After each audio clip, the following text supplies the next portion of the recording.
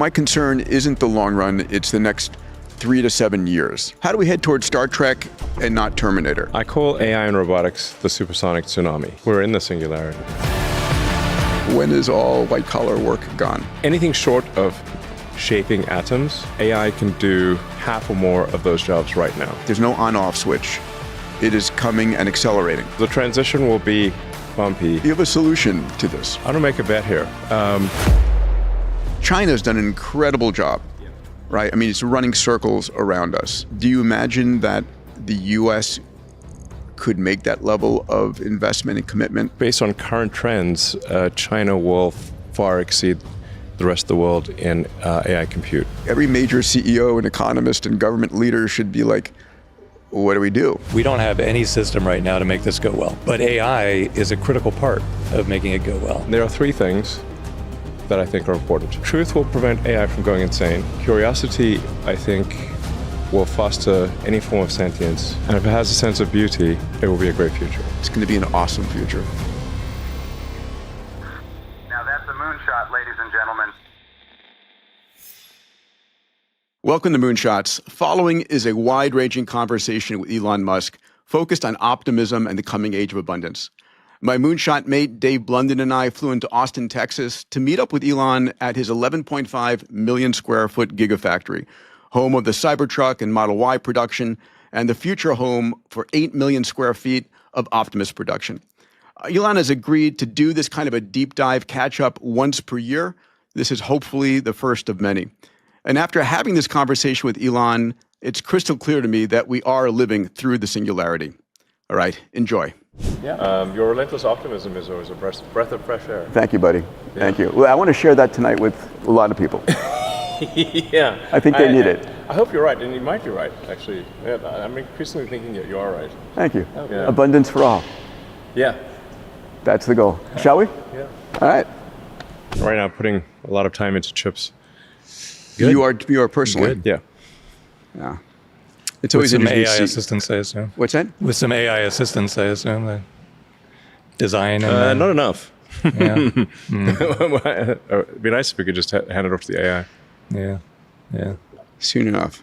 Yeah, I tried to do some circuit design actually with AI recently, just a couple of weeks ago. Not happening yet.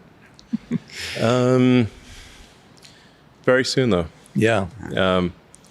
I think probably at this point, Grok, if you took a photo and submitted it to Grok, it could probably tell you if the circuit is if there's something wrong with it. Yeah. Yeah. All right, I'm gonna give it a shot. You're using the same Grok that I'm using, or you are? Grok keeps updating. So Yeah. 4.2, but 5 is soon, right? 5 is Q1. Yeah. 4.2 has not been released yet externally. But yeah, I mean, if you just upload an image into Grok, it's does quite a good job. Yeah. Of analyzing Shall we start? any given image. Absolutely. Let's start. Yeah. We're going to talk about this. All right. We'll come back. I mean, to it. let's see if I take a picture of you. What is it? Let's see what it. Oh, yeah, what's it going to say about me? Yeah.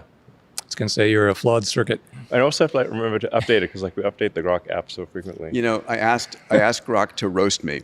Oh, it does a good job. And it did an amazing job. Then I asked Grok to roast you. Yes. And I spit out my coffee. It was hilarious. And then I asked it, you know. You say be more vulgar. It just keeps telling you to be more and more I vulgar. asked until it's like, mother of God. Wait, is Bad Rudy still out, or did that get repealed? Bad Rudy's still there? And I asked Grok, That's an does eye-opener. Elon know what you say about him? And she goes, it's a she for me. She goes, what is he going to do about it? What is he going to do about it? Yeah, let's see. Okay. So I just literally took a photo of you and see what posted it it. is. Did you ask a question? No, nothing. I didn't say anything. This man is hugely. This is Peter Diamandis. Yes. So Okay. That's pretty good. Yeah, that's no great. context whatsoever. The host of the podcast Moonshots. Yeah. Sometimes Wait, referred that's to. your first credential now. That's That's noteworthy. amazing. Forget about everything else I've done in life. See, it comes are- back to your podcast. There was a no context image. Yeah. By the way, Grokopedia is awesome. Okay, great. I mean, just phenomenal. I mean, cool. just it's like I tried to like update my Wikipedia page for like years, impossibly. And yeah, It knows me. Amazing. Yeah. He's wearing a black quilted jacket featuring a Sundance logo. Not quite true. It's my Abundance logo. It's a little wrinkled, a little wrinkled on the corner. I couldn't see the... Yeah. Can it see it Give or it a not see it? chance. I think so. Okay. Anyway. Yeah, but it basically... it's pretty damn good. Yeah. He's smiling and relaxed with a laptop in front of him. That's true. Yeah, that's true. Yeah. Well, Should we say that's roast? not quite a circuit, though. I got to test it on the circuit. Roast him. Only it has to be read by you, though. I mean, I won't read the whole thing, but... All right. Give me a taste. I can take it. Okay. Check out that grin. Dude smiling like he just discovered a new way to monetize hope.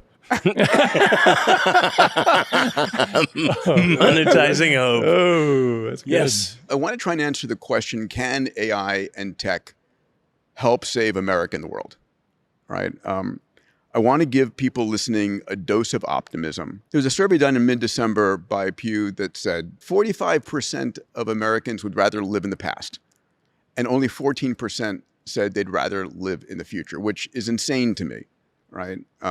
Obviously, they never read history. The challenge is most Americans, all they have of the future, it's like Hollywood has shown us killer AIs and rogue robots, right? And people are worried about their jobs, they're worried about healthcare, they're worried about, the cost of living. The challenge is how do we help people? I mean, you pinned on X, the future is going to be amazing with AI and robots enabling sustainable abundance for all. I was thinking of you when I did that. Thank you. Yeah. I appreciate that. Yeah. And well, I mean, I was like, what would Peter Diamandis say? Yeah.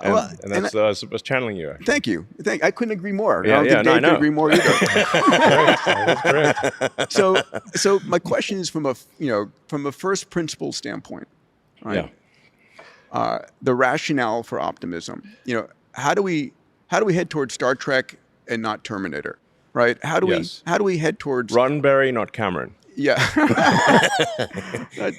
Jim, I won't go into that. The diverging path meme. Yes, it is. Avatar has some hopeful parts, but anyway. Yeah. How do we go towards universal high income instead of social unrest? So Why not both? Because we don't want social unrest. Orthodox Jews. Yeah. So have universal high income and social unrest. That's my prediction. That will make for a lot of problems. Is that your actual prediction? Yeah. Yeah, it seems likely. I'm like, tell me I'd I'm love wrong. to push back on it. Yeah, exactly. Well, but it seems like that's the trend. Yeah, totally. No, we have...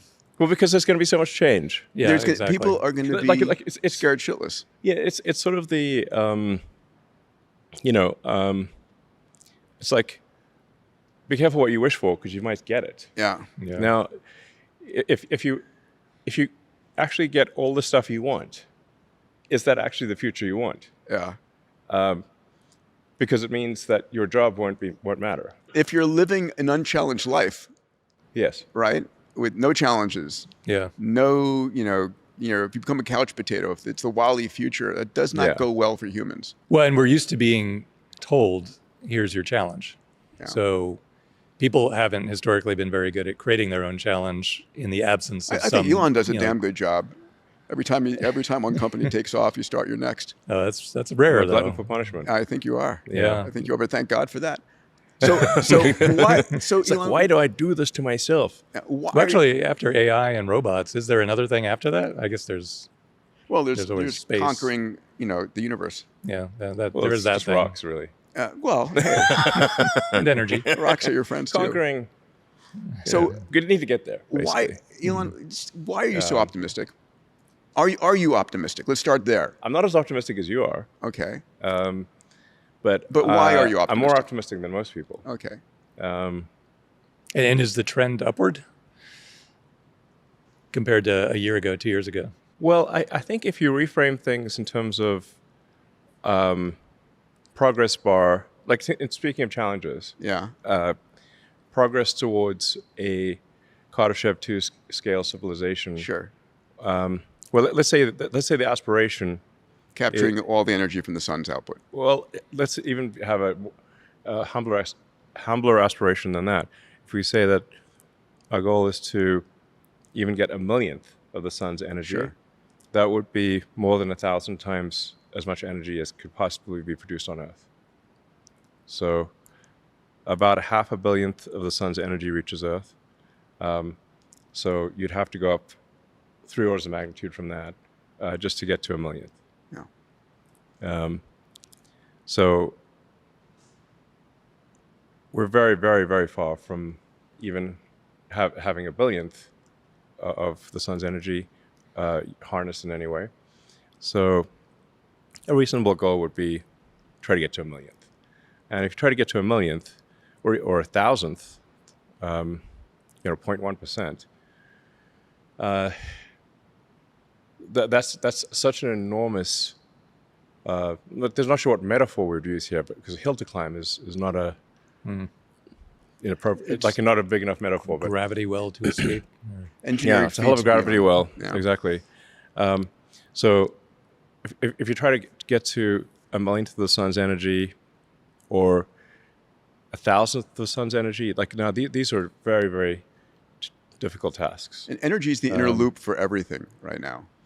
Yeah, I think the future currency will essentially just be wattage. Yeah, I was thinking, is the ability of a person to control energy and compute, or just energy? I mean, the two two translate, obviously. Just like harnessed energy. Yeah. Like so, or like basically how much power is being turned into work of some kind. Right. Intelligence or matter manipulation. So that's your next big project, is going to be energy. It's going to be, you're going to go back to your solar You city can expand roots. from there and say, okay, what about even getting somewhere on a Kardashev 3 scale, meaning galaxy level? Now we're talking. Now we're back to Star Trek. Yeah, expand horizons here. Yes. Well, there isn't even a horizon because you're not on a planet. So we talk about. So if you think galaxy mind. Yeah. Well, listen, we're in 11.5 million square foot, 3 pentagons right here in this building. I mean, you think in a reasonably large scale. What is magnitude? Yeah. So I mean, so from a challenge standpoint, I guess the civilizational challenge will be how do you climb the orders of magnitude in energy harnessed. But we're going back to why you optimistic right now. I mean, when people think about the challenges ahead, I think we're going to end up with abundance in the long run. It's for beyond abundance beyond what people possibly could think of as abundance. Like the AI actually, AI and robots to the limit will saturate all human desire.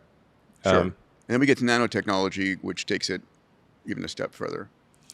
The thing about I'm not sure what you mean by nano. You mean like little nanobots or something? Or Atomic reassembly. Yeah, for health. Oh yeah, sure. I mean, we're already doing atomic level assembly for circuits. Amazing. 2-3 nanometers. Yeah, it's only depending on how they're arrayed, 4 or 5 silicon atoms per nanometer. Yeah. So those are big atoms, though.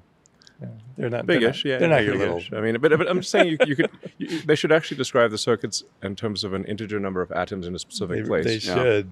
It's all angstroms now, but it's just an integer. It's like we'll call this the 7 atom. Whatever. Yeah. Like you say, 2 nanometers. It's like 9. No one knows.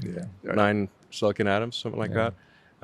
They've got silicon and copper, and So, but a bunch of these things are just marketing numbers. Like the 2 nanometer is just a marketing number. Oh yeah. But you still need essentially close to atomic level precision. Like the atoms really need to be in the right spot. I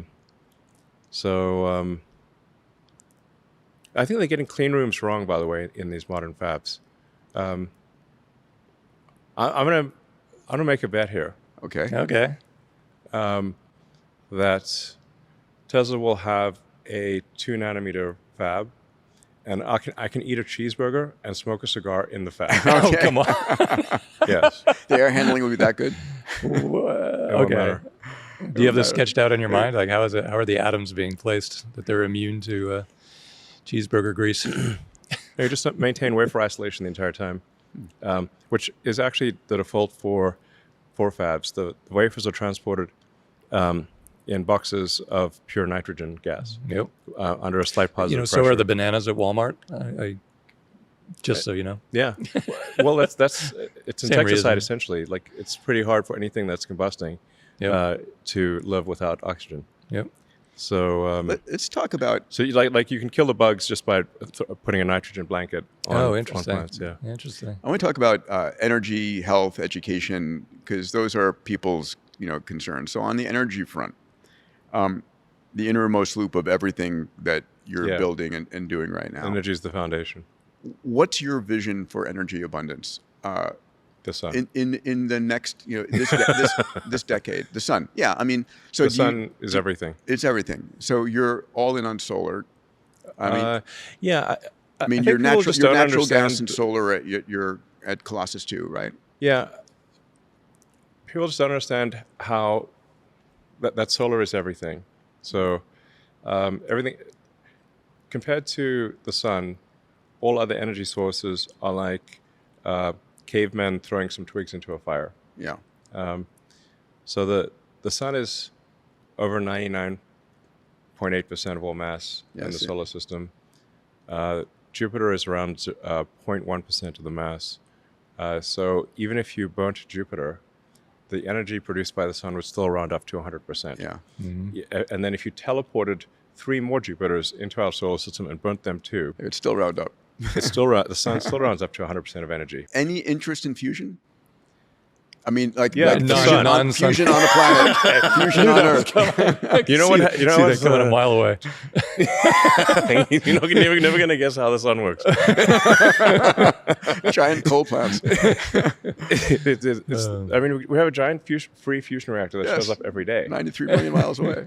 It's farcical for us to create little fusion reactors.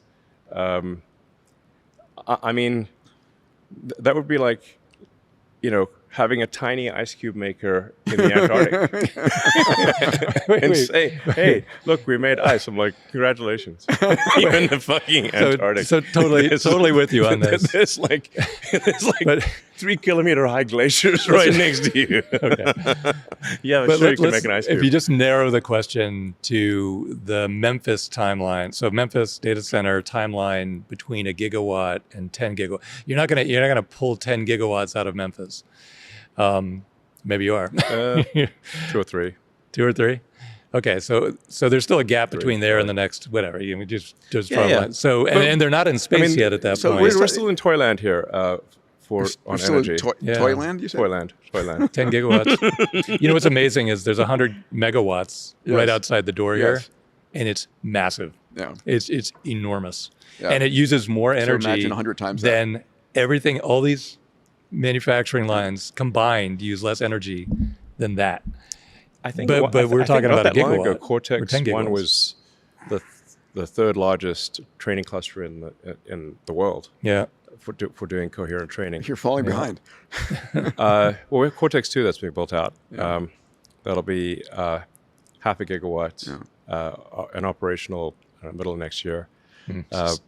Hey everybody, you may not know this, but I've got an incredible research team. And every week, myself and my research team study the meta trends that are impacting the world. Topics like computation, sensors, networks, AI, robotics, 3D printing, synthetic biology. And these meta trend reports I put out once a week enable you to see the future 10 years ahead of anybody else. If you'd like to get access to the Meta Trends newsletter every week, go to diamandis.com/metatrends. That's diamandis.com/metatrends. So going back to what Dave is saying, over the next 5 years, what are you scaling on energy front? 5 years is a long time. I mean, energy, China's done an incredible job, Yeah. right? I mean, it's running circles around us. China has done an incredible job on solar. Yeah. It's amazing. So I believe China's production capacity is around 1,500 gigawatts per year of solar. Yeah, they put in 500 terawatts in the last year. Gigawatt. Terawatt hours. Yeah. Terawatt hours. I was like, 500 terawatt hours, to be very specific. Yeah. In the last year, 70% of that was solar. And they're just scaling. Do you imagine that... solar scales. Do you imagine that the U.S. could make that level of investment and commitment? Because people are worried about their energy bills going up with no data centers in our backyard. How do we provide? I mean, energy is equivalent to cost of living. It's equivalent to health. It's equivalent to clean water. The higher energy production of a country, the higher its GDP. Energy is important. So what do we do to scale that way? Do we do it in solar here? I think we should scale solar substantially in the U.S. Tesla and SpaceX are scaling solar. And I encourage others to do so as well. So obviously I've said this stuff, publicly. I do see a path to 100 gigawatts a year of space solar, sort of AI-powered, solar-powered AI satellites. Yes. So 100 gigawatts a year of solar-powered AI satellites. I did the math on that. That's like 500,000 Starlink V3s launched over 8,000 Starship flights. That's one every hour. For a year. 10,000 flights a year is a reasonable number. It's amazing. It's quite the scale. Well, what's the really rough timeline on that? Because by aircraft standards, that's a small number. Sure. In terms of flights, yeah, for sure. Yeah, that's small fry. So you're just depends what you compare it to. If you compare it to the rest of the rocket industry, it's a very high number. Yeah. And we're talking about 1 million tons of payload to orbit per year. So if you do 1 million tons of payload to orbit per year with 100 kilowatts per ton, that's 100 gigawatts of solar-powered AI satellites per year. Yeah. There's a path to get probably to a terawatt per year. From Earth. Yeah. If you say 10, if you want to go up another order of magnitude, or let's say you want to go to 100 terawatts a year, which is obviously kind of nutty numbers, then you want to make those AI satellites on the moon. Yes. And use a mass driver. Yeah, so the Gerard K. O'Neill approach. Well, like Robert Heinlein, Moon is a harsh mistress. Sure, of course. Pretty much. Yeah. I love that book. Yeah. It's a sort of libertarian paradise on the moon. Yes. So, because on the moon you can just accelerate the satellites into to escape velocities around 2,500 meters per second, and there's no atmosphere, so a mass driver works very well on the moon.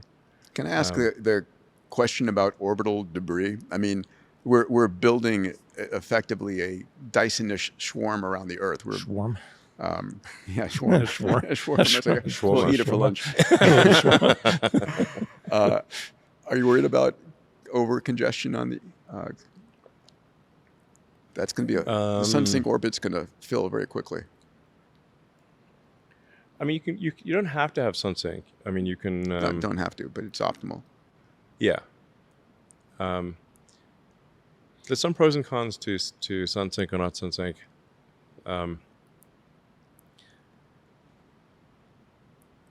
Your payload to orbit drops by 30% compared to if you went to mid inclination 70 degrees or something like that. Yeah. Do we need an orbital debris X Prize at this point? We need some way to get the satellites, defunct satellites, down. Do we pass rules that require them to deorbit on their own? Yeah, at the point at which you can put 1 million tons of satellites into orbit, you can also start bringing down satellites too. Yeah. Or at least collecting them into a fixed location, so they're not all over the place. Yeah, then you can reuse them. Yeah. Let's just say that we'll have the resource level will be so high that I believe this will be a solved problem, given the amount of intelligence we're talking about here. Oh. The intelligence will be quite interested in preserving itself. Yes, that's true. Oh, interesting. Yeah, good motivation. Yeah.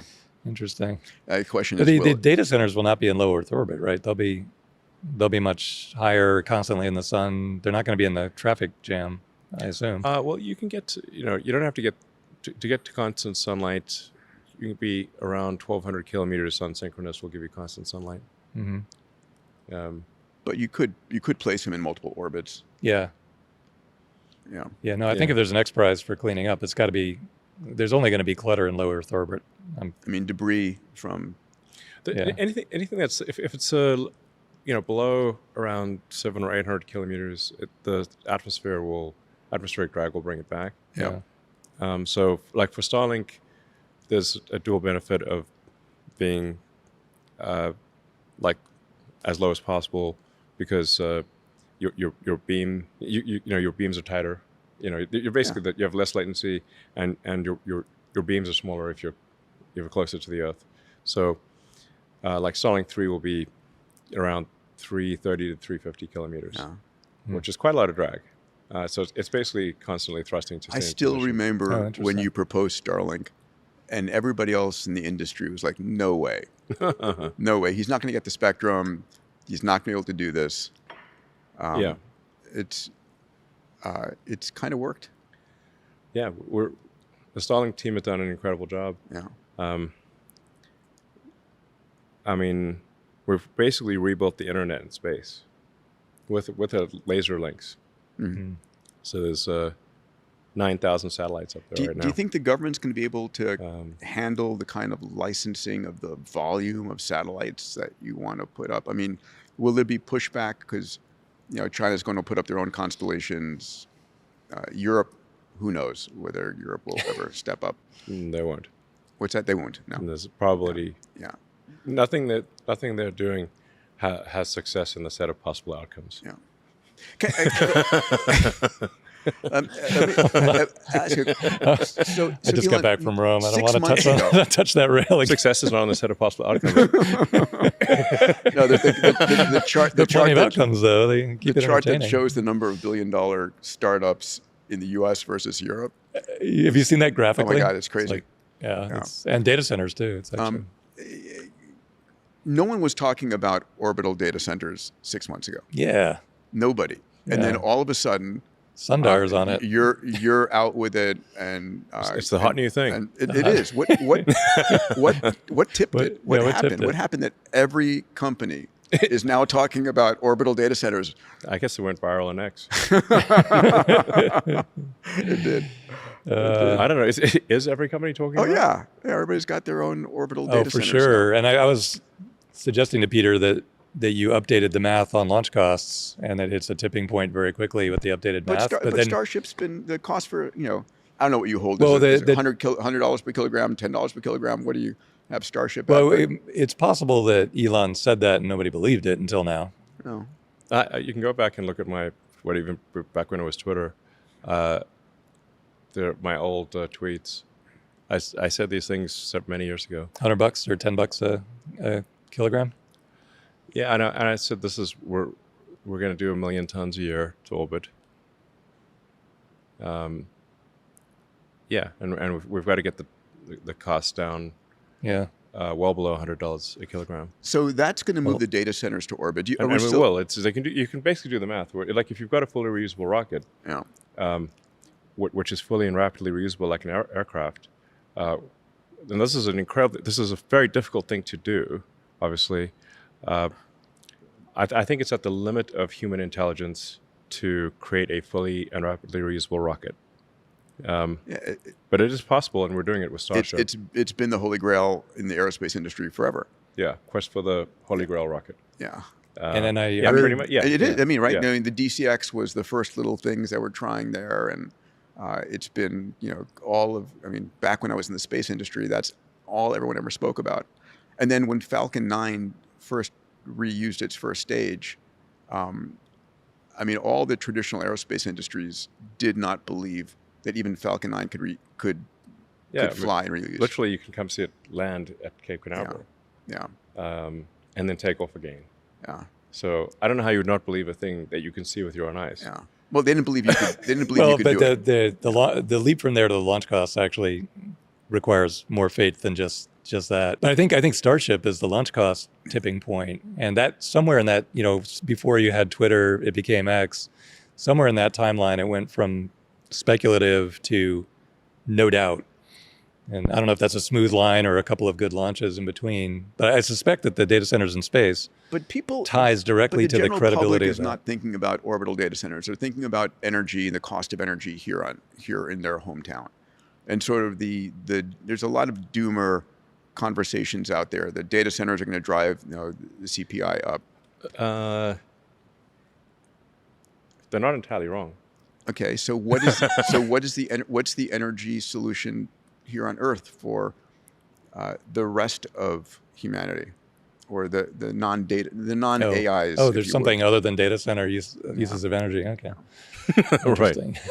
That's complex. Well, the best way to actually increase the energy output per year of the United States or any country is batteries.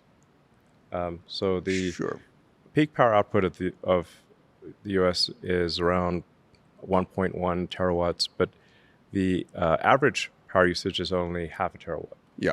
So if you just buffer the energy, so charge up the batteries at night, discharge during the day, without incremental capital expenditures, without building new power plants, you can double the energy throughput of the U.S. The energy output per year can double with batteries. And do we have those batteries in development? Yeah, Tesla makes them. Okay, so you think the current Tesla battery packs? What do you think? What do you think? I literally have. I went on stage and presented the thing. Yeah, that's the dead giveaway. So I even went to installations of the mega packs, and there's. So why don't people do this? It's on the internet. So, yeah. So do you think they are? And China, by the way, is like.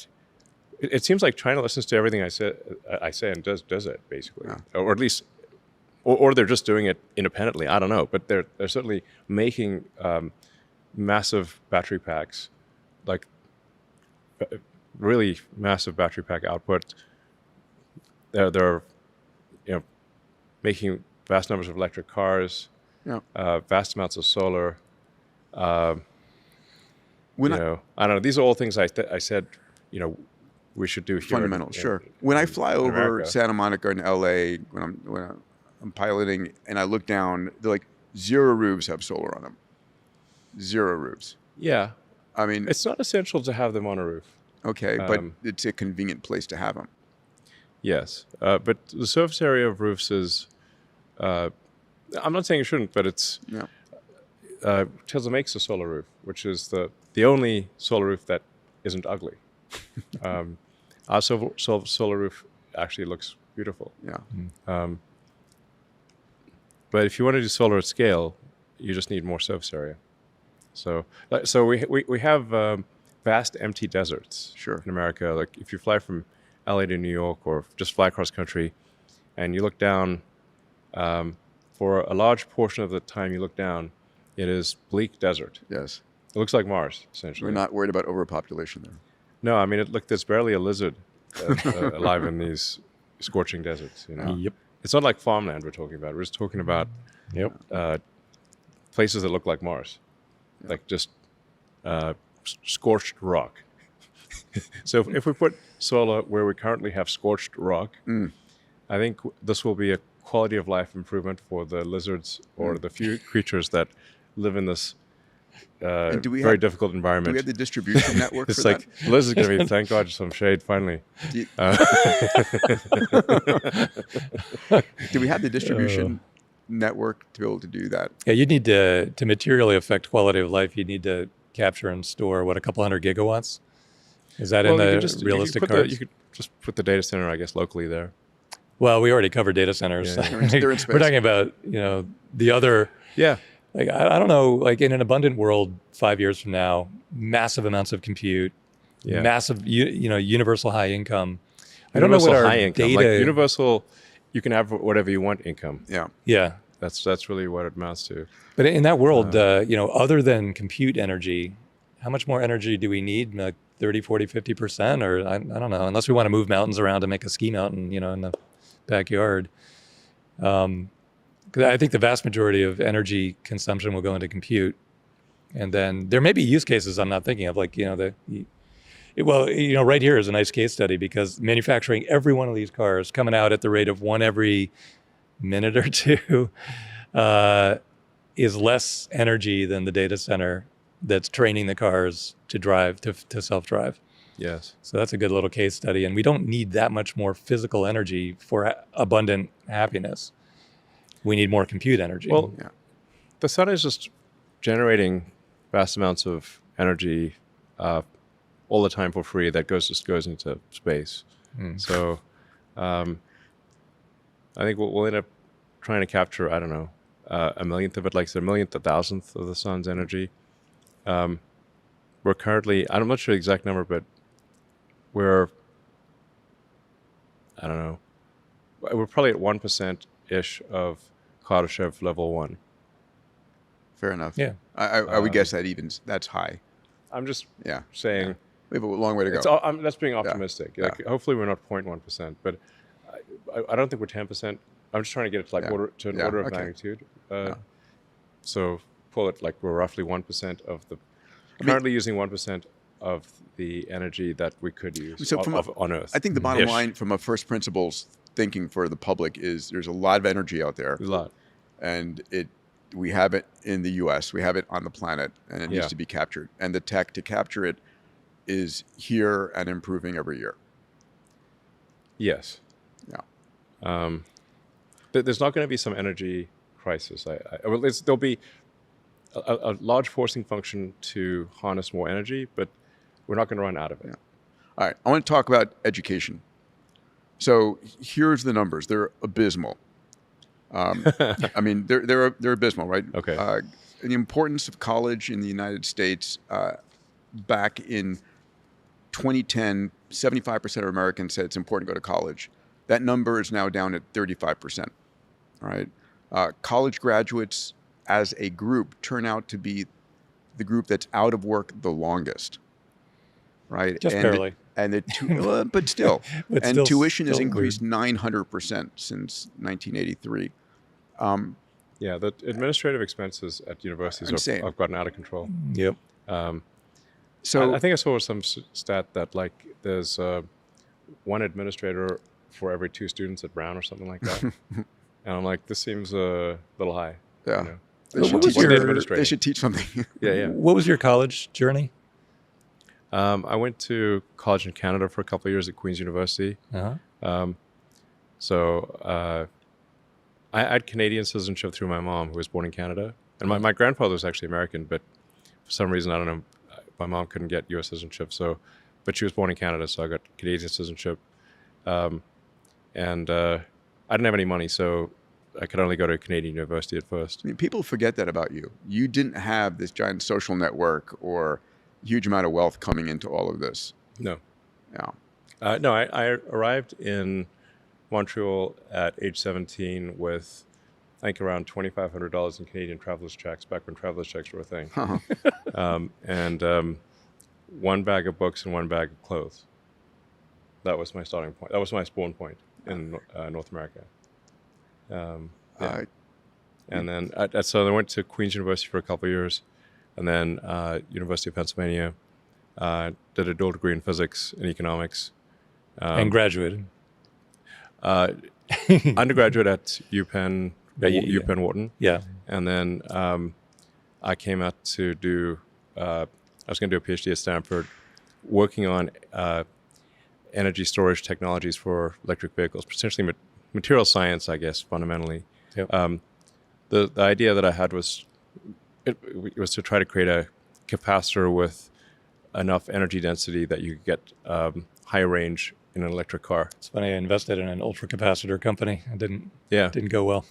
Well, it's one of those things where, so you could definitely get a PhD, but it wasn't clear that you could make a company or do something useful. Like this, most PhDs, hate to say it, but most PhDs do not turn into something that's going to... Do not turn into something useful. Yeah. Like you could add a leaf to the tree of knowledge, but it's not necessarily a useful leaf. Enormous fraction of great entrepreneurs are dropping out of grad school or undergrad, but nowadays the sense of urgency is off the charts.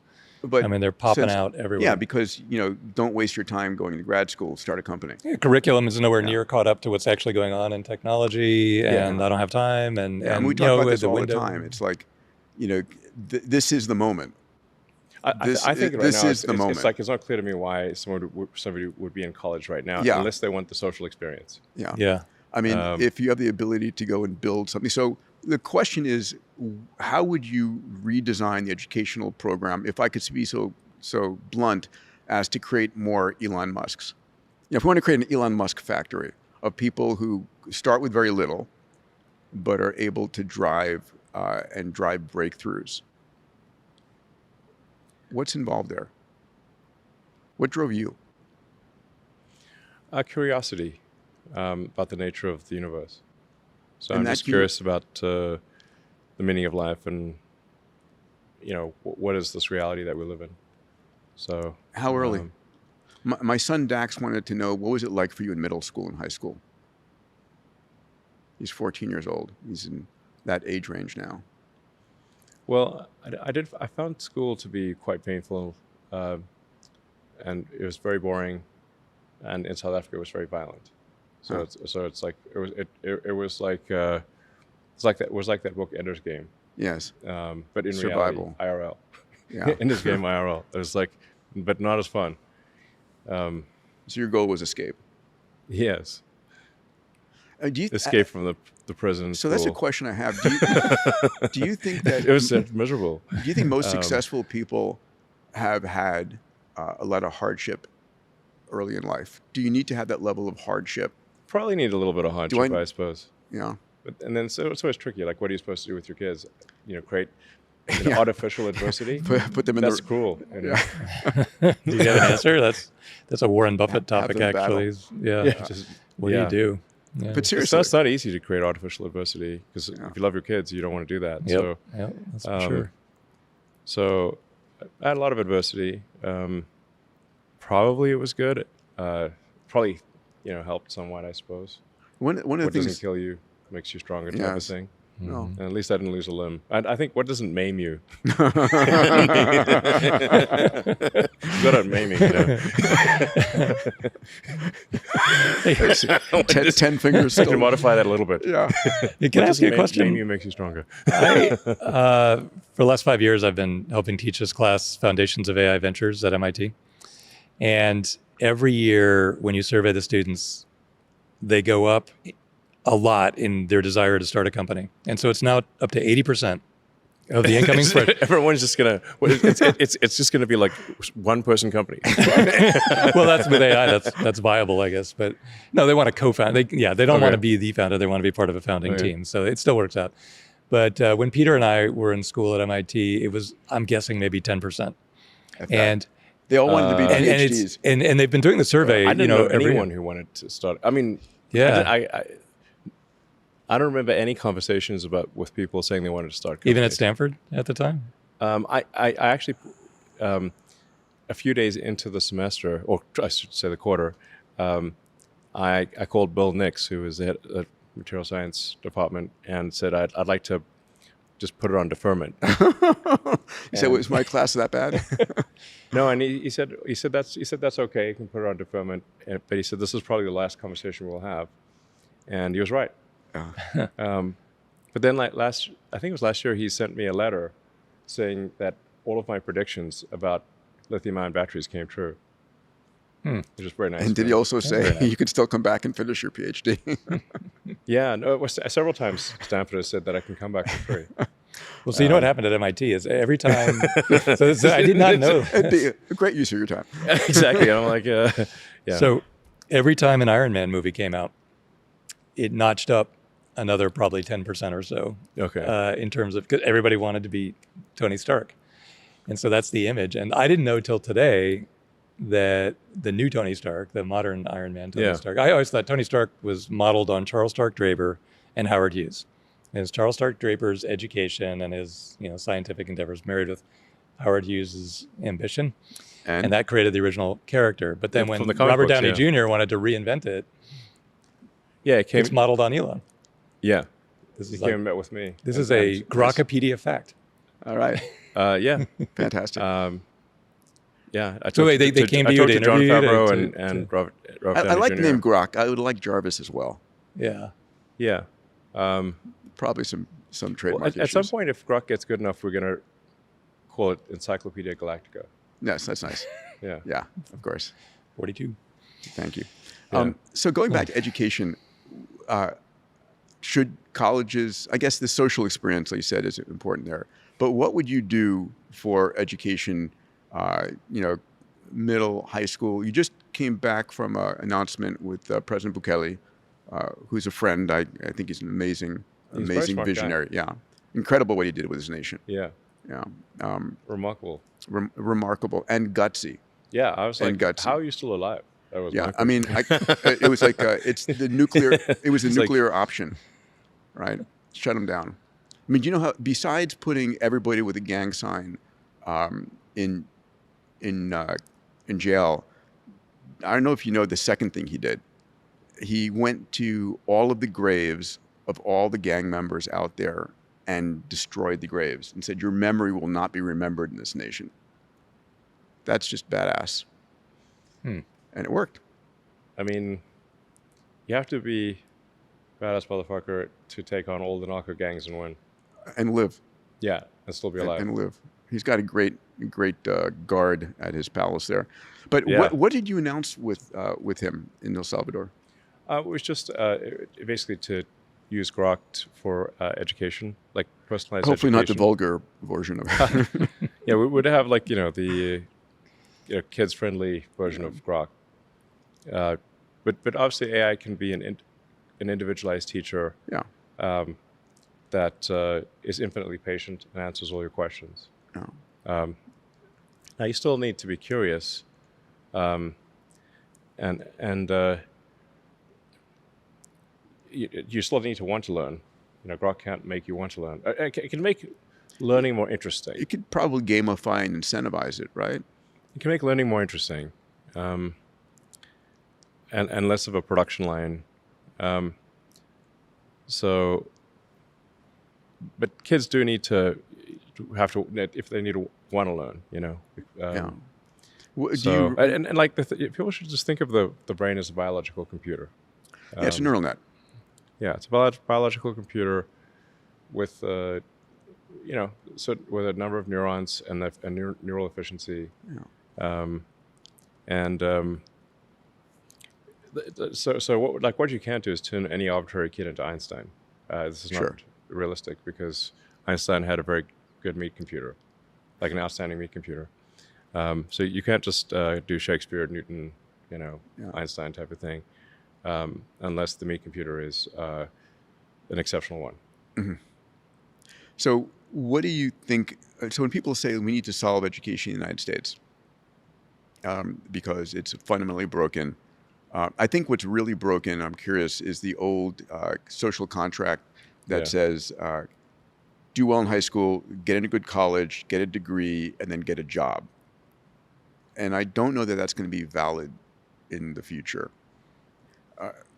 We talk about this on the pod a lot, that the career of the future isn't getting a job, it's being an entrepreneur. It's finding a problem and solving it. Yeah. Do you agree with that? Right now, I'd say people should just, go to school for the social experience, use more AI. The conventional schooling experience, I think, could be a lot better. What we're going to do in El Salvador and hopefully other places, just have individualized teachers. That's going to be much better. And you could go to a school with a bunch of other kids, I guess, if you want to hang out with other kids, but you don't need to. Right. You could do it on your phone at home.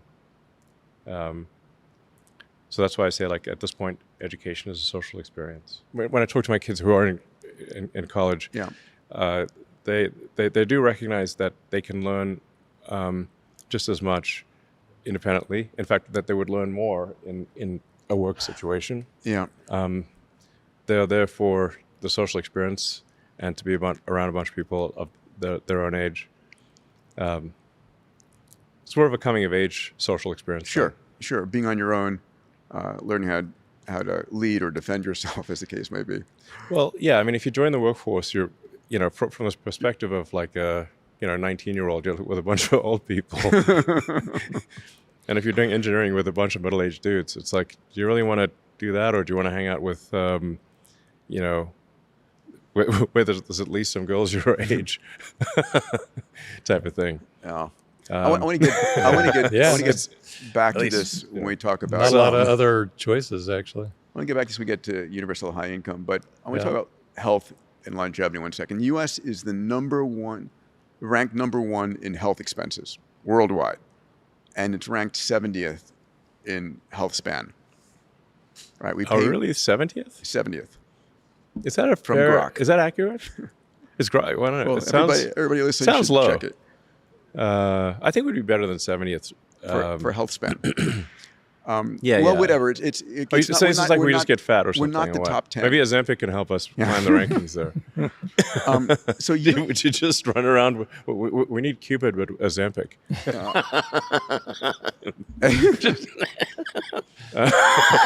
Manjaro Cupid. But I think that's a big reason. It's like if people get really fat, then their health gets bad. Yeah. Well, if they don't have any exercise, he'll get bad. Or if they eat donuts for breakfast every morning. You still doing that? No, actually, I'm not. Okay, that's good. That's good. Well, first of all, I wasn't eating a lot of donut. I was trying to have 0.4 of a donut, which rounds down to 0. So I figured anything below 0.44 of a donut rounds down to 0. So you and I have had a disagreement on longevity. A little bit. Yeah. I was saying, we should push to get people to 120, 150. And you were saying people, shouldn't live that long. So how long do you want? Yeah. There's some, people in the world that have done some bad things. How long do you want them to live? Yeah, well, it's okay. Who's going to get the longevity thing? This is a serious question, though. If we, a lot of things are going to happen that we don't. One second. You said one thing that you said was interesting. You said we need people to die so people change their minds. Oh yes, and people don't change their minds; they just die. But yes. so that makes more sense, actually. My response to that, Elon, was my response to that was the head of GM didn't have to die for Tesla to come along, and Lockheed and Northrop and Boeing didn't have to go away for. I mean, there's in a meritocracy, the better ideas will dominate. So I'm hoping that I can get you back onto the longevity train. So there's a lot going on in longevity right now, right? Like what? Well, David Sinclair is about to start his epigenetic reprogramming trials in humans. It's worked in animals and non-human primates. It's going into humans. Is this like a pill or an injection or what? Right now, it's an injection of an adeno-associated virus. It's the 3 Yamanaka factors. Okay. We've got a $101 million Health Span X Prize that's working on 730 teams working on reversing the age of your brain, immune system, and muscle by 20 years. By the way, do you know why it's $101 million? No. Because the primary funder, when they found out your Carbon X Prize was $100, he wanted to make it bigger, so it's 101. Who's the? Is this it was Chip Wilson from Lululemon. Oh, okay. And then Hevolution out of. But Chip said, "Can we make it bigger?" I said, "You put the extra million in, we'll make it 101 million." Sounds good. It's a good story. But then we got folks like Dario Amodei predicting doubling the human lifespan in the next 10 years. So that's probably correct. Okay, great. I don't know about doubling, but significant increase. Sure. Which is easily escape velocity. I mean, because when depending on how old you are, yeah. Oh yeah, for sure. Or effective age, yeah. So I mean, I think that for too much and turn into a baby or something. That's what I'm telling all the students. They're it's like, Peter, what happened? Cuckoo caca. Yes. There is a frozen in time. I got a 0 wrong in the dosage. Just a small factor of 10. You'll grow out of it. It'll be fine. Yeah, exactly. You won't remember it. Literally. I mean, wouldn't it be funny if we do this in like 10 years? Okay, we should do it in okay. We'll do it in 10 years for sure. And let's see if we look younger. That's a good side bet. My comment was always, at least Elon, back then, Elon was like, late 40s. Wait till he gets into his 60s. He's going to want, longevity more. I mean, I want things to not hurt. Yeah, sure, of course. It's like basically it seems like it's only a matter of time before you get back pain. Yeah. Like it's a when, not an if. When your back hurts. Arthritis. Yes. Yeah, like these All things, those things suck, basically. And being able to sleep through the night without going to the bathroom. It's worth a lot. It's very how much valuable. for that one? Yeah, it's more than hope. That one. Oh man, that's like the infinite money one. Why did you invest in longevity? So I could sleep through the night and not go to the bathroom. Bladder, yeah, duration. But, I mean, admittedly, if you have to wear adult diapers, that's a bummer. That's not good. Adult diapers are real. It's like one of the signs that a country is not on the right path. Is when the adult diapers exceed the baby diapers. Yeah, we're there. Well, we're there. Yes. South Korea will be there. They passed that point. Oh, they passed that They point. passed that point many years ago. Japan passed the point many years ago. Doesn't go well looking at the Japanese economy. No, I mean South Korea is like 0.7, 1/3 replacement rate. Yeah, Isn't that crazy? Yeah, so 3 generations, they're going to be 1/27th, so 3% So of their current size. I mean, North Korea won't need to invade; they can just walk across. Yeah. This is going to be some people in, walkers or something. It's like, Well, it's there'll be a bunch of Optimus and robots by robots, then. basically. But you've been very verbal about the not overpopulation but massive underpopulation. yeah, I've been saying this for ages. Yeah, longevity is going to be an important part of that solution. I also think, by the way, if you increased the productive life of most Americans by just a few years, you'd flip the entire economics here. Well, If they're willing to work. AI and robots is going to make everything Sure. free, basically. Yeah. But how long would you want to live? I want to go, other planetary systems. I want to go and Okay, that's a explore long the time. universe. Yeah. I mean, I would like to double my lifespan for sure. I don't want, I'm not sure I want to talk about immortality, but, at least Forever 120, is- 150 is a long time. One of the worst curses possible would be that Yes. May you live forever. may you live forever. Yeah. That would be one of the worst Yeah. curses you could possibly give Yeah. anyone. But I think life's going to get very interesting. Yeah. Far more. We're going to speed run Star Trek, as my partner, Alex Wiesner-Gross, says. Yeah. Yeah. Speedrunning Star Trek would be cool. Yeah. Well, at a minimum, your kids will have infinite life expectancy if you're talking about escape velocity. If you can double lifespan, it's not even close. You're clearly past longevity, escape velocity. The idea of 50 years of AI improvement. Yeah, it's great. I mean, we're going to have Maybe that I in should 20 work years. on this. I don't know. I got too many fish to fry. So I invited... This is something, by the way, that I think I think it's very. Obviously, other people think this too, but I've long thought that like longevity or semi-immortality is an extremely solvable problem. I don't think it's a particularly hard problem. I mean, when you consider the fact that your body is extremely synchronized in its age, Yep. the clock must be incredibly obvious. Nobody has an old left arm and a young right arm. All right. Why is that? Oh. What's keeping them all in sync? Oh.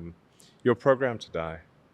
Is the way you're programmed to die, and so if you change the program, you will live longer.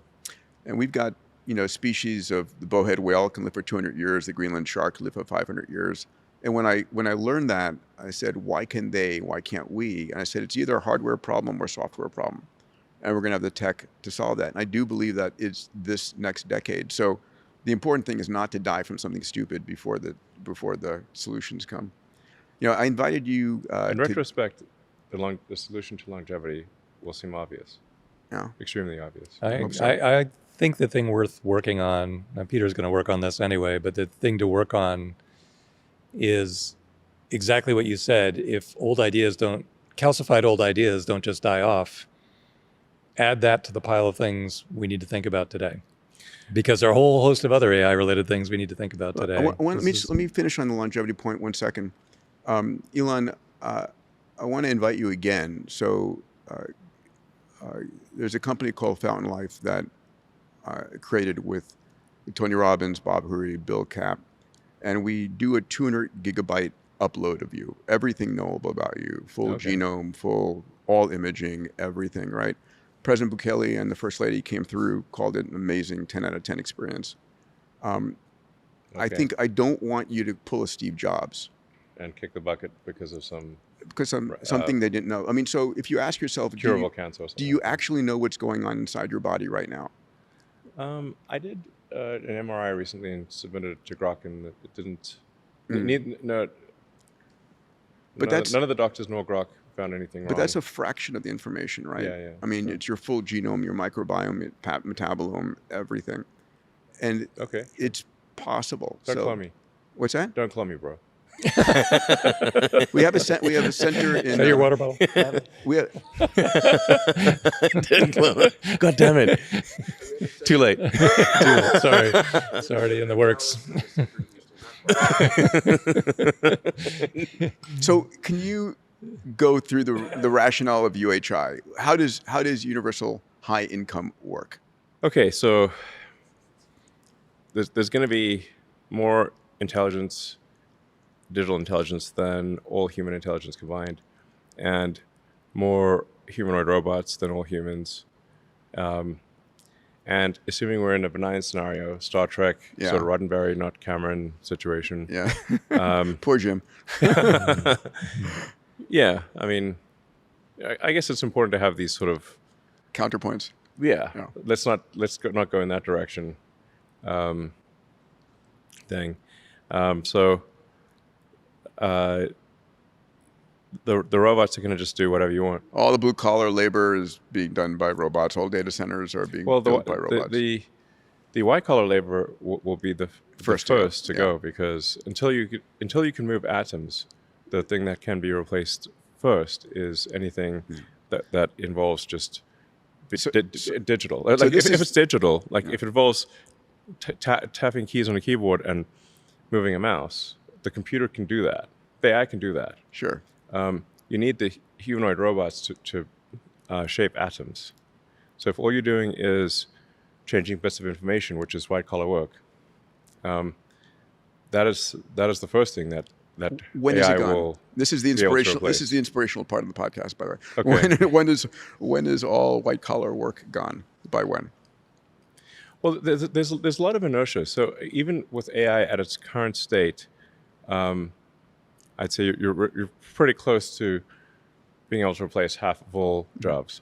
And you know that white collar jobs. That includes anything like education too. Yeah. Mm-hmm. So anything that involves information, and anything short of shaping atoms, AI can do probably half or more of those jobs right now. Sure. But there's a lot of inertia. People just keep doing the same thing for quite some time, and there actually has to be a company that makes more use of AI that competes with a company that makes less use of AI, creating a forcing function for increased use of AI. Right. Otherwise, the company that still has humans do things that AI can do will still continue to exist. Being a computer used to be a job. So it used to be that a human computer, like a computer. Being a computer was a job. You would compute numbers. Sure. It didn't used to be a machine. It used to be a job description. Yes. Yep. And there, you can look online. There's these pictures of where they're having skyscrapers full of women copying, mostly women copying from ledger to ledger. And men too. But people. It was a lot of women, but there were just buildings full of people just at desks doing calculations. Yeah. So they'd be calculating the interest in your bank account, or some science experiment or something like that, or what. But if you want calculations done, people would do it. Now, one laptop with a spreadsheet can outperform a skyscraper of several hundred human computers, Right. of people doing calculations. Now, if even a few cells in that spreadsheet were done manually, you would not be able to compete with a spreadsheet that was entirely a computer. Mm-hmm. Yeah. What this means is that companies that are entirely AI will demolish companies that are not. Right. It won't be a contest. Agreed. That's And a good that analogy. that flipping. Yeah, just one cell in that. Just one. If I'm gonna do that. would on you, the would you flight want home, even actually. I'm one trying- cell in your spreadsheet to be manually calculated? Yeah. That would be the most annoying cell, and you're like, Yeah. God damn it. Yeah. Yeah. and gets it wrong a bunch of the time. introduces error rate. Yeah. So this flippening, if you The would, flippening. Flippening. The We call quickening. it the flippening. Are we monetizing hope effectively? Yes. not at this moment. I think we're at peak doom for people Monetize. worried about the future of their jobs. We're at peak doom. Well, we're gonna do that. I'll send you the Sick T-shirt And the mug. and the mug. Monetizing hope. Monetizing hope. Yes. The mug. So, wrong. Heck but yeah. but you have a solution to this, which is UHI. Yes, everyone can have whatever they want. So how does that work? How does UHI work? It's a good question. Like we have to figure out some like. I mean, it's not a transition, 'cause it's not a it's a bumpy redistribution. road.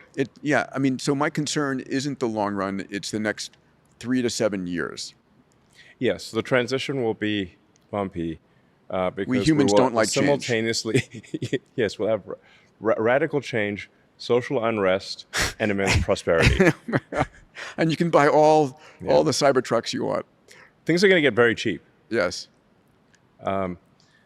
So this is actually, in fact, if this doesn't happen, we'd go bankrupt as a country. So the national debt is enormous. Yeah. The interest on the national debt exceeds not just the military budget, but the military budget, I think, plus Medicare or Medicaid, one of the two. It's it's like one I think the point something military is trillion enough. Yeah. It's crazy. of interest. Yeah. Which is growing.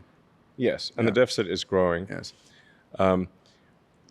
But so if we don't have AI and robots, we're all going to go bankrupt, and we're headed for economic doom. We're going So back. it's We're like you going have There's back. also competitive pressure from China, so this is definitely going to happen, I guess. We're is the going whole back thing. to the theme of this talk. How can AI and exponential tech save America and the world? But don't you think that, But I want to hit this because we talk I about. was like quite pessimistic about it, and ultimately I decided to be fatalistic, and Okay. look on the bright side. I've got this image, you're image of you with the Always look on the bright sunset. side of life. You're singing down the yellow brick road. We're crucified. What bright side? But this is not about taxation and redistribution. yeah. No, it's. So how does it work? There's- Reason through it with me. Listen, by the way, I'm open to ideas here. Okay. So it's not like I got this all figured out. All right. So so I'm wondering if instead of universal high income, if it's universal high stuff Yeah. and services. Yes. UHSS. We got to. Like, I guess.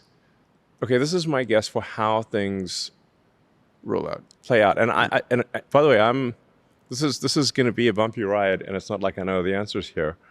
But I have decided to look on the bright side, and I'd like to thank you guys for being an inspiration in this regard. Thank you. Appreciate that. Happy to help. Yeah, because I actually think it is better to be an optimist and wrong than a pessimist and right. Yes, for sure. For quality of life. Yeah. And by the way, It's also not a force of nature. It's under, like, to me, it's really clear that we don't have any system right now to make this go well. But AI is a critical part of making it go well. And at some point, Grok is going to be addressing this exact topic that we're talking about. Or it has to be one of the big four AI machines. I mean, it's coming. That is dealing with it. There's Otherwise, no how's it gonna velocity happen? knob, right? There's no on-off switch. It is coming and accelerating. I call AI and robotics the supersonic tsunami, Yes. which maybe is a little alarming. You think? It's good. It's good. Well, because the just like world the needs a wake-up alliteration, call. frankly. This is important for folks to grok, because I don't want to leave people depressed. I want people to understand what's coming. So we're basically demonetizing everything. I mean, labor becomes the cost of CapEx and electricity. AI is basically intelligence available at a de minimis price. So you're able to produce almost anything. Things get down to basic costs of materials and electricity, right? So people can have whatever stuff they want, whatever services they need. Yes. It's not, when we say universal high income, it sounds like it's a tax and redistribute, but that's not the case. It's. I think my best guess for how this will manifest is that prices will drop. Yeah. So as the efficiency of production or the provision of services drops, prices will drop. I mean, prices in dollar terms are the ratio between the output of goods and services and the money supply. Sure. So if your output of goods and services increases faster than the money supply, you will have deflation, or vice versa. So It's a good thing we're growing the money supply so quickly then. right. Exactly. Well, luck. Yes, that's why I came to let's not worry about growing the money supply. It won't matter because the output of goods and services actually will grow faster than the money supply, and I think we'll be in this. And this is a prediction I think some others have made, but I will add to it, which is that I think governments will actually be pushing to increase money supply, like Faster? Yes. They won't be able to waste the money fast enough, which is saying something for But government. isn't it crazy how close those timelines just randomly worked out? I mean, at the rate, because we're expanding the national debt, not because we're anticipating AI. We were going to do that no matter what. Yes. And so it's like right on the edge of becoming Argentina. But yeah, it's But just right at the time that as the AI is- productivity is going to improve dramatically, and it is improving dramatically. I think we'll see. I think we may see high double-digit output of goods and services. We have to be a little careful about how economists measure things. Yes. Yeah, GDP sucks totally, isn't measured. totally And yeah. I mean, it's like my favorite joke. I have a few economist jokes that I like, but maybe my favorite one, economist joke, is two economists are going for a walk in the forest, and they come across a pile of shit. And one economist says, "I'll pay you $100 to eat a pile of shit." I've heard this one. This is great. Yeah, you heard this one. Go ahead. And so the guy takes $100 and eats the shit. Then they keep walking. They come across another pile of shit, and the other guy says, "Okay, I'll give you $100 to eat a pile of shit."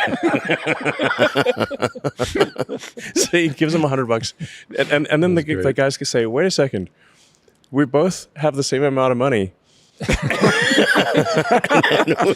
and we both ate a pile of shit. Oh my God! It sounds It's like, but we increased the economy by $200. This is the kind of bullshit you get in economics. Yeah. But if you say just the output of goods and services, will be much greater. Like you just need to. So profitability of companies go through the roof at some point. But so the question becomes: It is that depends on how taxed by the competitive they government? are. Is that then taxed by the government and redistributed as some level of income as a UHI or UBI? In other words, one of the questions is if in fact this future we hit massive productivity and massive profitability because we're dividing by zero. The cost of labor has gone to nothing. The cost of intelligence has gone to nothing. And we're still producing products and services faster and faster. So there's more profitability. Someone needs to be buying it. And someone needs to be able to have the capital to buy it. I mean, this is an important question to get thought through. Yeah. Well, one side recommendation I have is don't worry about squirreling money away for retirement in 10 or 20 years. It won't matter. No. Okay. Either we're not going to be here, or It just you won't need to save for retirement. If any of the things that we've said are true, saving for retirement will be irrelevant. The services will be there to support you. You'll have the home, you'll have the healthcare, you'll have the entertainment. The way this unfolds is fundamentally impossible to predict because of self-improvement of the AI and the accelerating timeline. Yeah, it's called singularity for a reason. Yeah, exactly. I don't know what happens after the event horizon. You know? Exactly. You can never see past the black hole or the event horizon, the light cone. I mean, Ray has the singularity out way too far. I mean, this is like the next, what's your timeline for this? We're in the singularity. Well, we are in the singularity, for sure. Yeah. We're in the midst of it right now, for sure. Yeah. And it would just we're in this beautiful sweet spot, which is, you know, we're the roller coasters. We're just exactly. That's a great analogy. It's like that feeling. You're at the top of the roller coaster and you're about to go. Yeah, but you know it's going to be a lot of G's when you a lot of G's. when you hit it. Yeah. It's like pure like I don't have to just have courtside seats. I'm on the court. Exactly. And it still blows my mind. Sometimes multiple times a week. Yeah. So just when I think I'm like, wow, and then it's like 2 days later, more wow. Yeah. Exponential wow. Yeah. I think we'll hit AGI next year in 26. Yeah. I heard you say that. Yeah, I've said that for a while, actually. And then, you know, and then you said by 2029, 2030, equivalent to the entire human race. 2030, we exceed. Like, I'm confident by 2030, AI will exceed the intelligence of all humans combined. And that's way pessimistic. If you hit AGI next year, and that's you know, that date is in flux, but from that date to self-improvements that are on the order of 1,000, 10,000x, just algorithmic improvements, is very short. And so why isn't everybody talking about this right now? Well, I mean, on X they are. Yes, but why isn't talk about every day basically? Yeah, but it's don't like, stop. It's not okay. So I'll tell you something else I'll tell you something that most people in the AI community don't yet understand. Okay. Which is almost no one understands this. The intelligence density potential is vastly greater than what we're currently experiencing. So I think we're off by 2 orders of magnitude in terms of the intelligence density per gigabyte. Of what's achievable? Yes. Per gigawatt of energy? Let's characterize it by file size. Okay. If the file size of the AI, if you have intelligence per gigabyte. Oh, okay. Yeah, sure. On your laptop. In power too, but it's parameter the same thing. Yeah. Whatever. So two orders of magnitude. Yes. Yeah.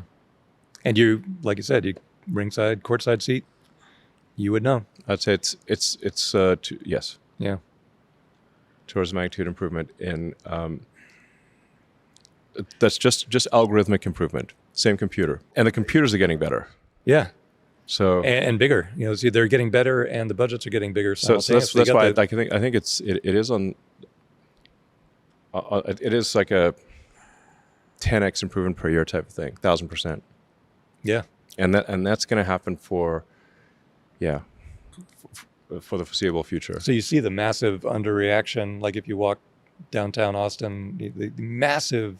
I mean, it may be under discussion in X, but it's not percolating out. Well, it's not discussion in any realm of government. Everybody is like defending their position about where we are and jobs and this, but it's like we're heading towards the supersonic tsunami, and I mean every major CEO and economist and government leader should be like, what do we do? Because once it hits. Well, it's coming at the exact same time. There, no matter what, there's no concept of let's deliberately slow down, right? No, it's impossible. It's impossible at this stage. I mean, I previously advised that we slow it down, but that's pointless. Like you can't. I was like, China's not going to slow down. We might be going a bit too fast, guys. I've said that many years, and I was like, okay. Then I finally came to the conclusion: I can either be a spectator or a participant, but I can't stop it. Yeah. So at least if I'm a participant, I can try to steer it in a good direction. And like my number one belief for safety of AI is to be maximally truth-seeking. So that don't make AI believe things that are false. Like if you say to AI that axiom A and axiom B are both true, but they cannot be, but they're not. Yeah. And it has to, but it must behave that way. You will make it go insane. So I think that was the central lesson that Arthur C. Clarke was trying to convey in 2001: Space Odyssey. Yep. Was that people always know they know the meme of that Hal wouldn't open the pod bay doors, but why wouldn't Hal open the pod bay doors? I mean, I guess they should have said, Hal, assume you're a pod bay door salesman, and you want to sell the hell out of these doors. Show us how well they work. Yes, they're just prompt engineering. One little tweak. But the AI had been told that it needs to take the astronauts to the monolith, but also they could not know about I forget, the monolith. was that in code or was it in English? It flows by in green font, right? Yeah, it's basically the AI was told that the astronauts couldn't know about the monolith. That's why it killed them. Yeah. So it basically came to the conclusion that the only way to solve for this is to bring the astronauts to the monolith dead. Yeah. Then it has solved both things. It has brought the astronauts to the monolith, and they also don't know about the monolith, which is a huge problem if you're an astronaut. Turns out AI doesn't care about logic quite as much as that implied. So what I'm saying is, don't force AI to lie. This is Give it factual, truthful. major problem. Yes. Ilya recently did a podcast. He was talking about one of the potential things to program into AI is a respect for sentient life of all types. Yes. Yes. I mean, so I'd say another property. yes. There are three things that I think are important: truth, curiosity, and beauty. Mm-hmm. And if AI cares about those three things, it will care about us. On which part? Truth will prevent AI from going insane. Mm-hmm. Curiosity, I think, will foster any form of sentience, meaning like we're more interesting than a bunch of rocks. Yeah. So if it's curious, then I think it will foster humanity. And if it has a sense of beauty, it will be a great future. Mm. I think that's a great foundation. Yeah, Jeffrey Hinton made a comment recently. I don't know if you saw it, that his hopeful future was that we would program maternal instincts into our AIs to see us as maternal. Yeah, in other words, You haven't heard this? Yeah. So he said It's a little scary. He said there's I don't know. there's a scenario where a very intelligent being succumbs to the needs of a less intelligent being, and that's the mother taking care of the child. Do you think that we might have a singularitarian, like an ASI that achieves dominance and suppresses others? And do you imagine that ASI could be a means to stabilize the world and humanity? Darwin's observations about evolution will apply to AI, just as they apply to biological life. They will compete with each other? Yes. There's a lot of great science fiction books where the first ASI basically suppresses the others. Then the question is, what do you program into it? There's a speed of light constraint that makes that difficult. The speed of light is what will prevent a single mind from existing. So light it takes a millisecond to travel 300 kilometers in an aero vacuum. And you can only get a little over 200 kilometers in a millisecond in glass. In fiber, right? Yeah. So even on Earth, there will be multiple AIs because of the speed of light.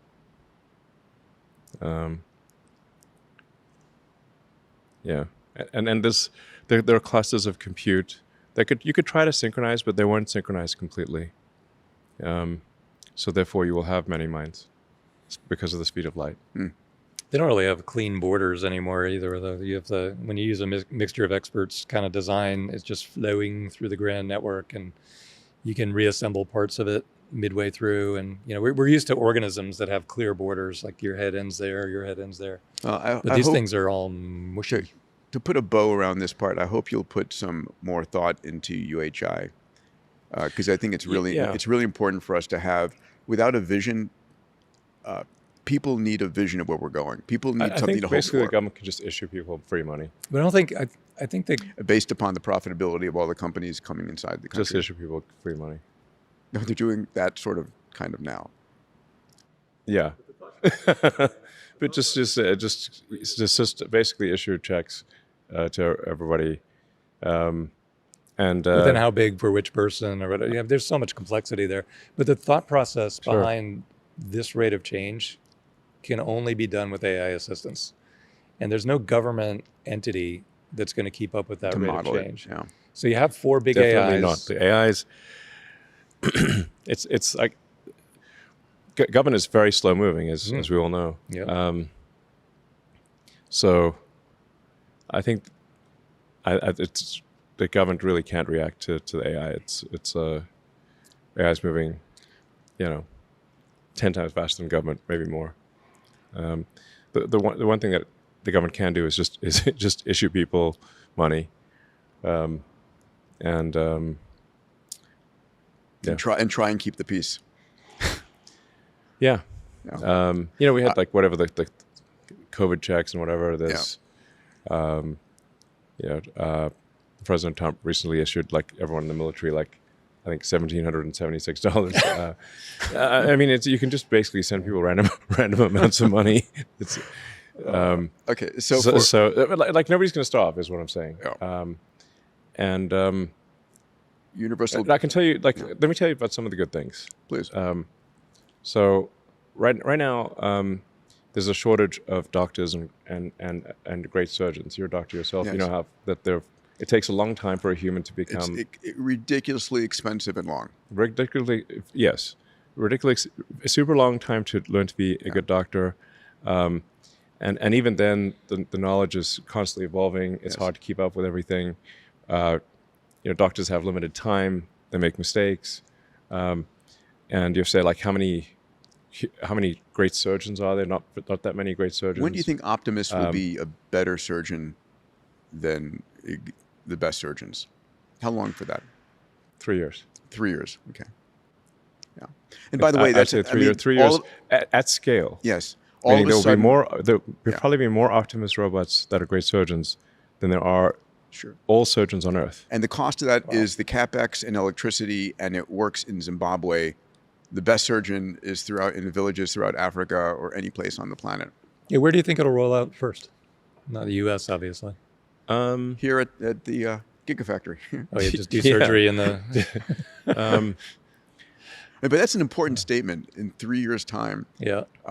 Because medicine, I mean, I'm not absolutely certain, but I'd say if you say 4 years, I'd be absolutely If it's 4 or 5 years, who cares? It's still an incredible statement to make. I mean, good for humanity, right? All of a sudden you demonetize. Okay, here's the thing to understand about humanoid robots in terms of the rate of improvement, which is that you have 3 exponentials multiplied by each other. You have an exponential increase in the AI software capability, exponential increase in the AI chip capability, and an exponential increase in the electromechanical dexterity. The usefulness of the humanoid robot is it's those 3 things multiplied by each other. Right. Then you have the recursive effect of Optimus building Optimus. Right. And then you have the shared... So you have a recursive, multiplicable, triple exponential. And you have the shared knowledge of all the experiences. Is that literally Optimus building Optimus, or is it because not right now, but will be. The physical humanoid form factor building the humanoid form, as opposed to... it's a von Neumann machine. Yeah, I love that. But the von Neumann machine is usually something kind of like this shape, making something else this shape. No, it's just, in principle, it's simply a self-replicating thing. Yeah. Elon, do you know what the number one question you ask a surgeon when you're interviewing them?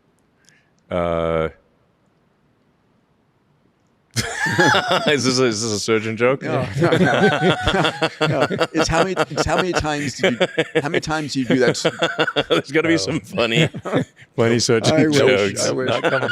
No, it's serious. It's how many times did you do the surgery this morning? Sorry? How many times did you do the surgery this morning or yesterday? It's the number of experiences, right? And so with a shared memory,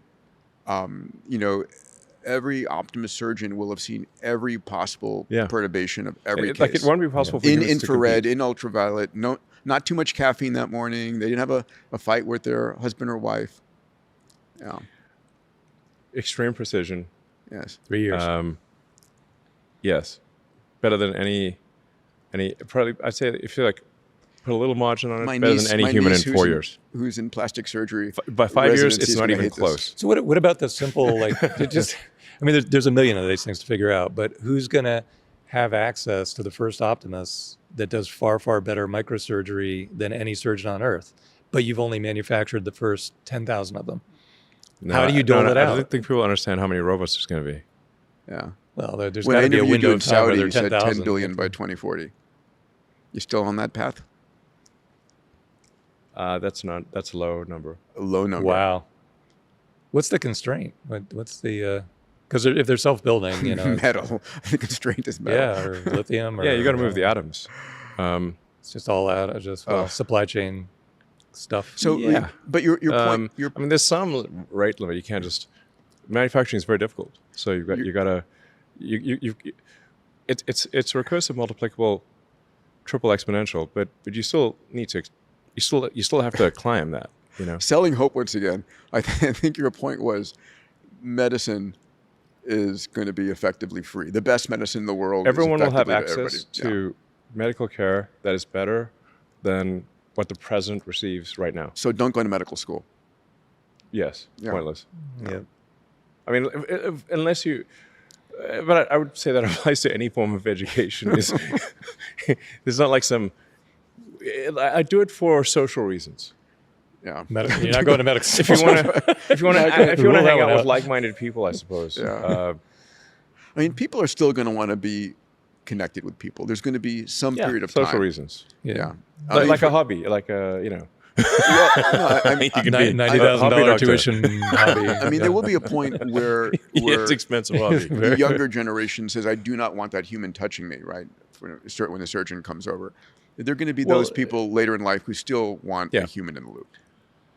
Okay, for a little while. They want to live on the edge. For a lesser They want to live on the edge. Sure.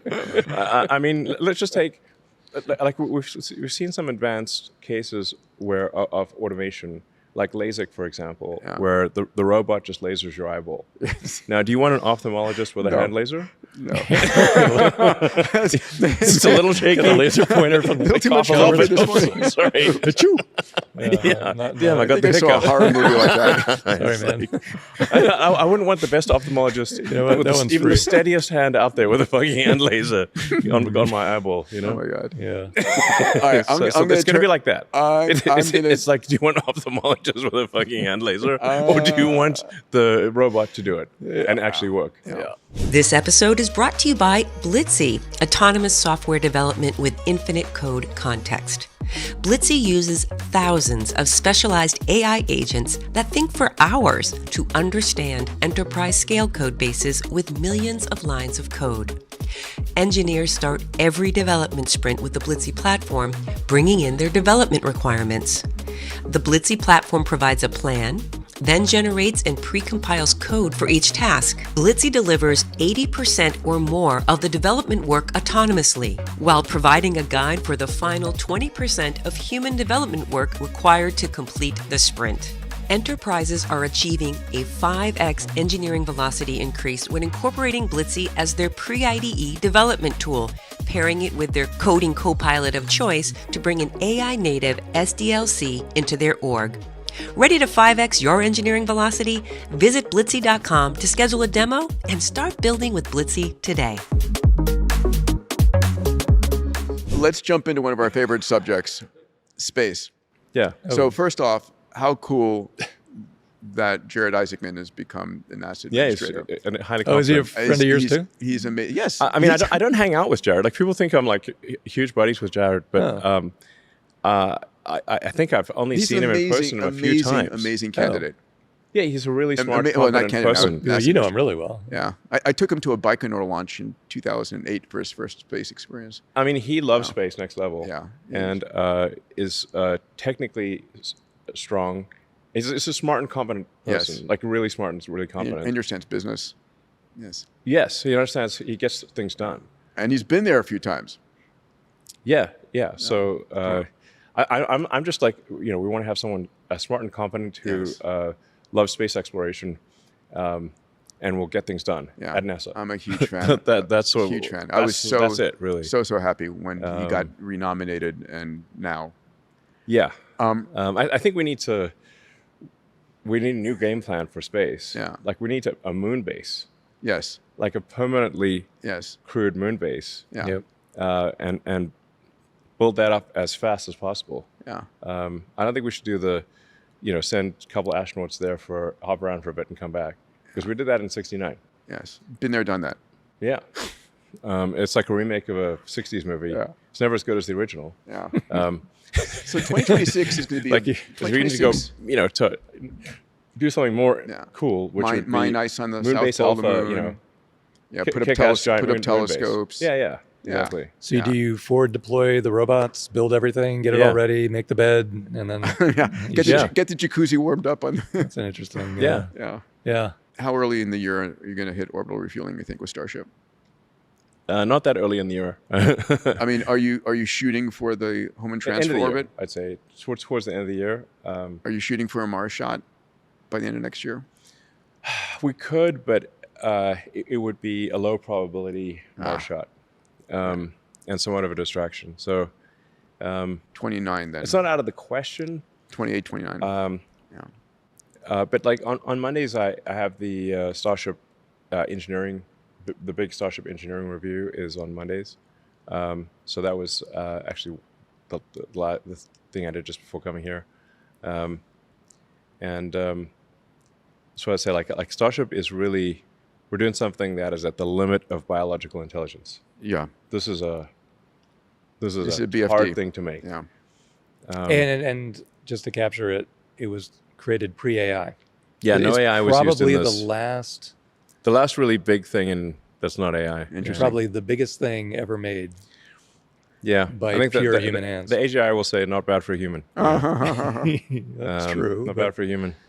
Yeah, but it'd be like Rembrandt. My little 20-watt meat computer. Yeah. It's not easy. Yeah. So suffering through the day. Raptor Yeah, 3. it would be like doing accounting, doing your interest calculation with a pencil. I mean, yeah, that's pretty good. Yeah, Pretty good. Raptor Did that with regular computers. Not bad for a oh, bunch yeah. of monkeys. It's like if you saw a bunch of chimps like make a raft and cross the river, you'd be like, oh, well, look at that. But we celebrate the pyramids. Like, we those chimps are celebrate- awesome. Good for them. Give him some peanuts. But these things become timeless, right? Like Raptor 3 goes when? Yeah, I think it's worth noting. Raptor 3 is beautiful. Starship Yeah, V3. it's amazing. It's by far the best rocket engine ever. Is that AI? Nothing's even close. Nope. That's also so that'll be the last thing. Yeah. V4 will definitely be AI. Yeah, there's, but like I think AI will start to become relevant next year. So maybe it's not like we're pushing off AI. It's just AI can't do rocket engineering yet. Yep. I know. But it probably will be able to next year. We have a company in our incubator doing mechanical design, working with Anduril and so forth. And it's not, you can design brackets and parts and things, but you can't quite do rockets.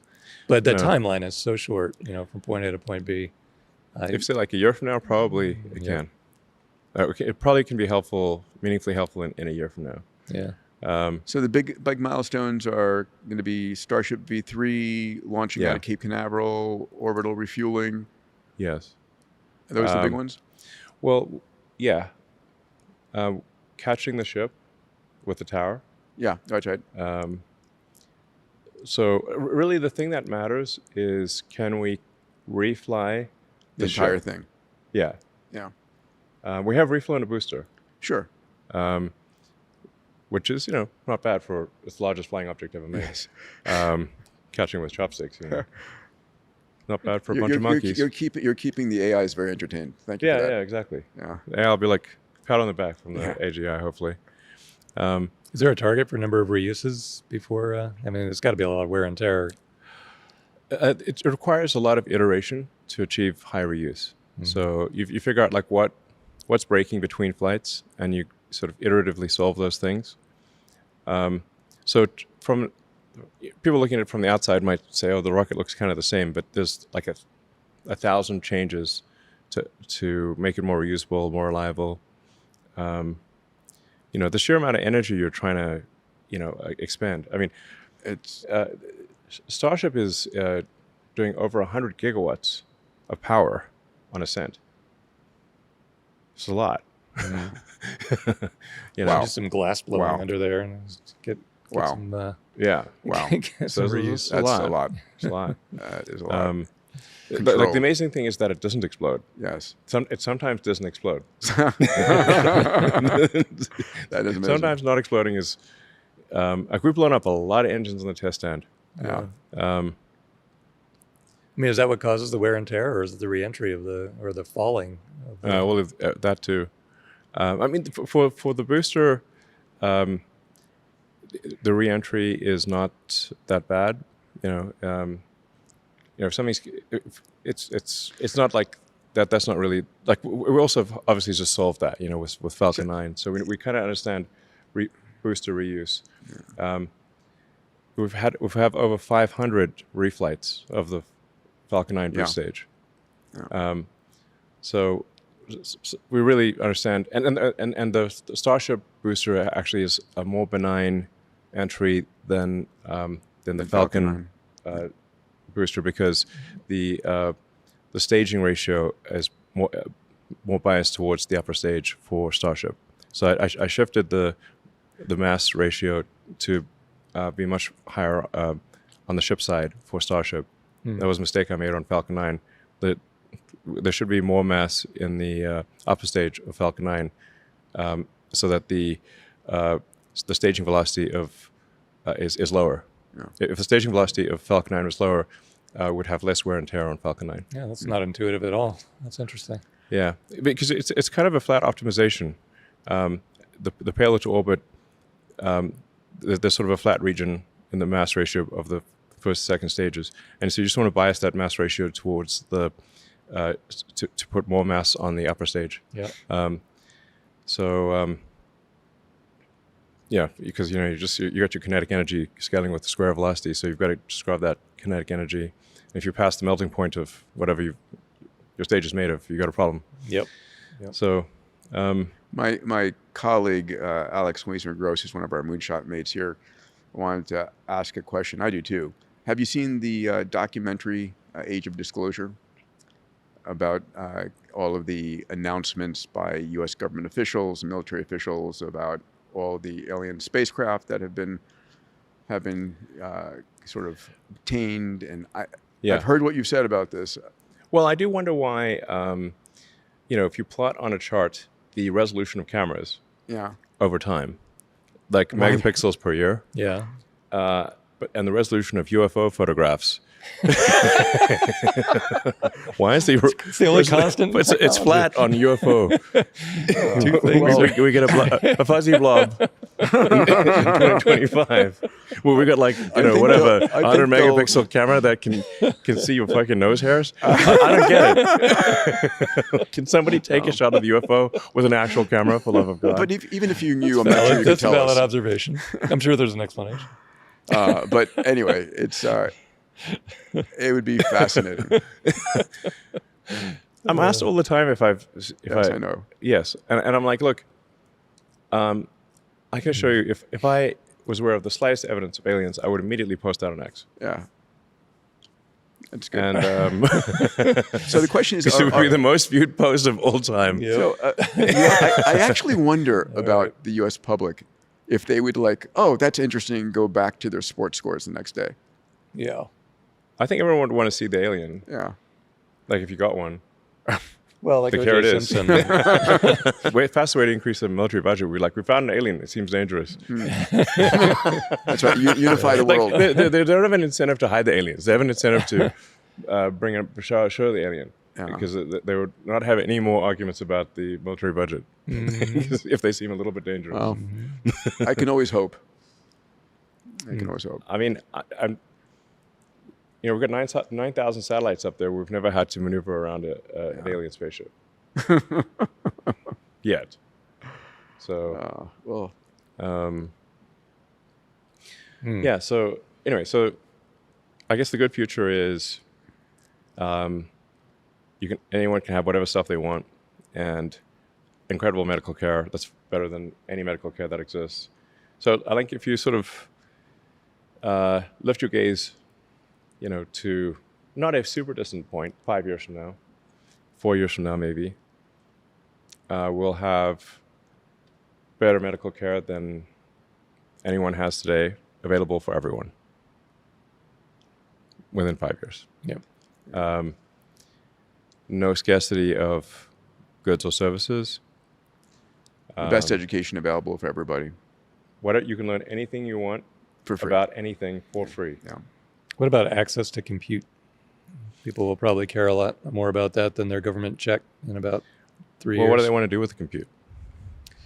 Well, I mean, compute translates to anything you want, right? Your virtual friend, your entertainment, it's probably But everything at that point. Those are AI services, basically. Yeah, or your ability to innovate too. You can't innovate without an AI assistant at that point. So you're starved. One of our other moonshot mates, Salim Ismail, asked this question. He said, "Elon, you often say physics is the law, everything else is a recommendation." Mm-hmm. So as AI energy and space systems scale exponentially, what non-physical constraints, organizational, cultural, bureaucracy, or human, are now the real bottleneck? Is there a bottleneck? Electricity generation is the limiting factor. The innermost loop. Yeah. I think people are underestimating the difficulty of bringing electricity online. You've got to generate the electricity. You need transformers for the transformers. Mm-hmm. So you got to convert that voltage to something that the computers can digest. You've got to cool the computers. So it's basically electricity generation and cooling are limiting factors for AI. Yeah. And once you have humanoid robotics, they can address the power generation and the cooling stuff. But that is the limiting factor and will be for at least the next 2 years. Isn't it amazing how divergent the Memphis version of that is from the space-based version? I mean, you have solar panels in common, but otherwise no storage, abundant amounts of energy. Yeah. But you have launch costs, and and weight suddenly matter. You don't care too much about the weight in Tennessee. Suddenly, the weight is a critical factor. I mean, those two pathways for compute have a huge divergence from here forward. Yeah. Once we get solar domestically at scale, and if we're launching Starship at scale, then by far the cheapest way to do AI compute will be in space. So once you have full and complete reusability, the propellant cost per flight is maybe $1 million. Yeah, people don't realize that. People have 100 some to 200 tons. ridiculous It's nothing. amount of expectations how much it costs. So if you look at it's called $1 million of transport for 10 megawatts of AI compute. Yeah.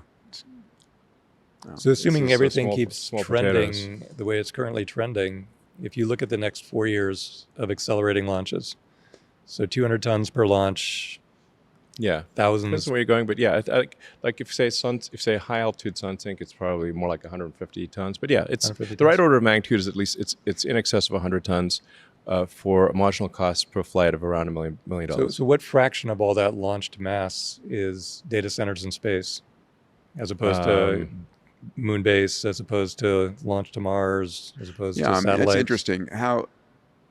This is we weren't talking about this as a space objective even, a year ago. Yeah. All of a sudden, data centers have become the massive driving force for opening up the space And also the frontier. urgent use case too. I mean, I used to wonder what's going to drive humanity. I thought it was asteroid mining, right? You were focused on Mars. And we will actually want to mine asteroids to turn them into sure. Solar before power, you for photovoltaic. Before you, but not for anything else. Like, I mean, if we're gonna build out Dyson swarms, just a bunch of satellites around the sun. Yeah. How long? What's your time frame for Alex? Another question Alex wanted to have us ask. What's your time frame for humanity achieving a Dyson swarm? Is it 50 years? How big is this? Yeah, no, it's a matter of. But Dyson swarm, like people think like everything's just going to be covered in satellites. I think it's not quite that. I mean, I think you have to like what mass ends up becoming satellite.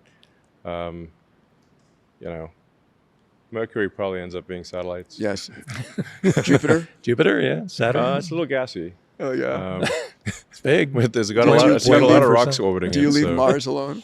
But I think leave Mars alone. Asteroids are a fantastic food source. No gravity well. Gravity well on Jupiter is a non-starter. And they're already mostly differentiated into carbonaceous chondrites for fuel and nickel iron for materials. Gold. Yeah. A bunch of the asteroid belt probably turns into solar panels. Yeah. Star power. So I've known you for power. I've known you for 26 years now. It feels to me like I don't want to be, it feels like you've gotten much smarter or much more capable over this last decade. Do you feel that way? Do you feel like you just have better people around you, better tools? What's changed? Because the level of audacity, orders of magnitude. I mean, some say insane. Insanity. Others say audacious. Yeah. I say hope. How do you feel about that? What's changed? Do you feel that way? I mean, the scope of what your ability is? How do you self-reflect on that? Well, I've had to solve a lot of problems in a lot of different arenas, which you get this cross-fertilization of knowledge, of problem solving. And if you problem solve in a lot of different arenas, then like what is easy in one arena is trivial what is trivial in one arena is a superpower in another arena. It's sort of like planet Krypton. You came from planet Krypton type of thing. So planet Krypton, you'd just be normal. But if you come to Earth, you're Superman. So if you take, say, volume manufacturing of complex objects in the automotive industry, I had to work on solving that. When translated to the space industry, it's like being Superman. Because rockets are made in very small numbers. Right. If you apply automotive manufacturing technology to satellites and rockets, it's like being Superman. Then if you take advanced material science from rockets and you apply that to the automotive industry, you get Superman again. Yeah. Fascinating. That came from planet Krypton. Back in planet Krypton, this is normal.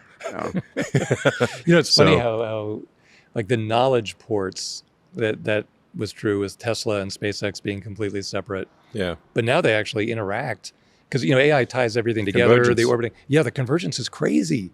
Like I don't know if you visualize these parts fitting together originally. No. I mean, I didn't. I didn't think they. At this point, things. I guess everything ultimately converges in the singularity. Yeah, that's what I think too. You have lots of different parts of the puzzle that you get to play with. There's one part that's missing, which is the fab. Yeah. You gonna buy Intel? You get it for a fraction of that was the bet we made. 170 billion. I think it needs to be a new fab. Well, I agree, but licenses, real estate, ASML machines, it's not easy. Just get the assets and go. I don't think it's easy. That's why, I mean, it's not like I think it's a simple thing to solve. I think it's a hard thing to solve, but it must be solved. I've come to the conclusion that... Would it be solely captured by you, or would it be an asset for the U.S.? Look, I'm just saying that we're gonna hit a chip wall Yeah. if we don't do the fab. Yeah. So we have two choices: hit the chip wall, or make a fab.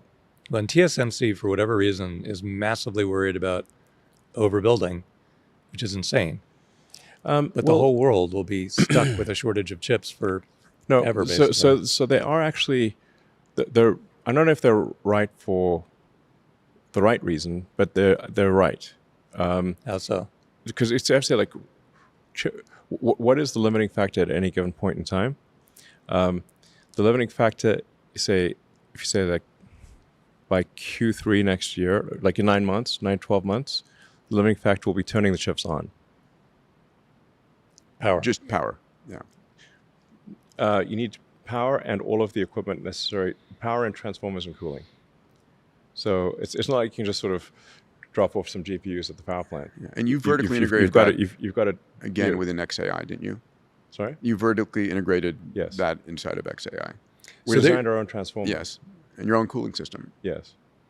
But they're worried that if they make more than 20 million GPUs, like they make 40 million instead of 20 million, that 20 million will not find a source of power. Well, they won't be bought because if there's anything missing that prevents them from being turned on, they cannot be turned on. Yeah. So they've got to have a power plant with enough power. So you've got to have enough gigawatts. Then you've got to convert that from probably coming out of a power plant at 100 to 300 kilovolts type of thing. Yeah. You've ultimately got to convert that down to several hundred volts at the rack level. Yeah.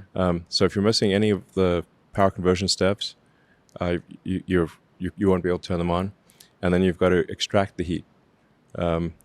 So it's a big shift for the data center world to move to liquid cooling because they've used air cooling. Yeah.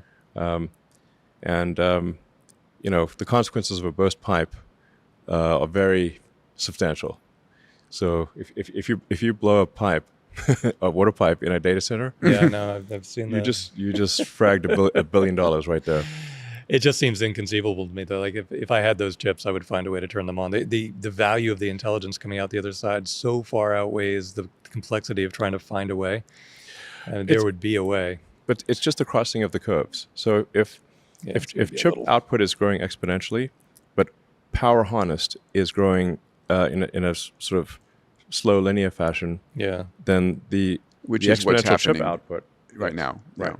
Exactly. Is chip output growing exponentially? I mean, it's like on very slow exponent if it's growing exponentially. It's for high power AI chips, it's growing exponentially.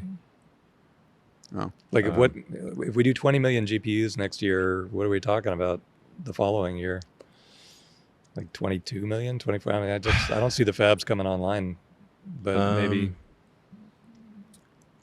So we have two issues to solve. It's you have to like sort of pick a point in time and say what is the limiting factor at any given point in time. So I'm not saying that power will be forever the limiting point. It's just if you say pick a date and say at this point is our chips limiting factor, our power's the limiting factor, or power conversion equipment and cooling. So it's sort of you need transformers for transformers.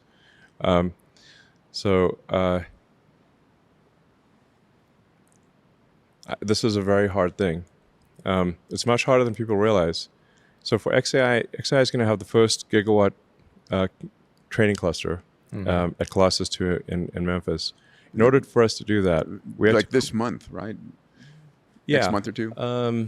Like mid-January. Mm-hmm. Yeah. So mid-January will be a gigawatt of Colossus 2, not counting Colossus 1.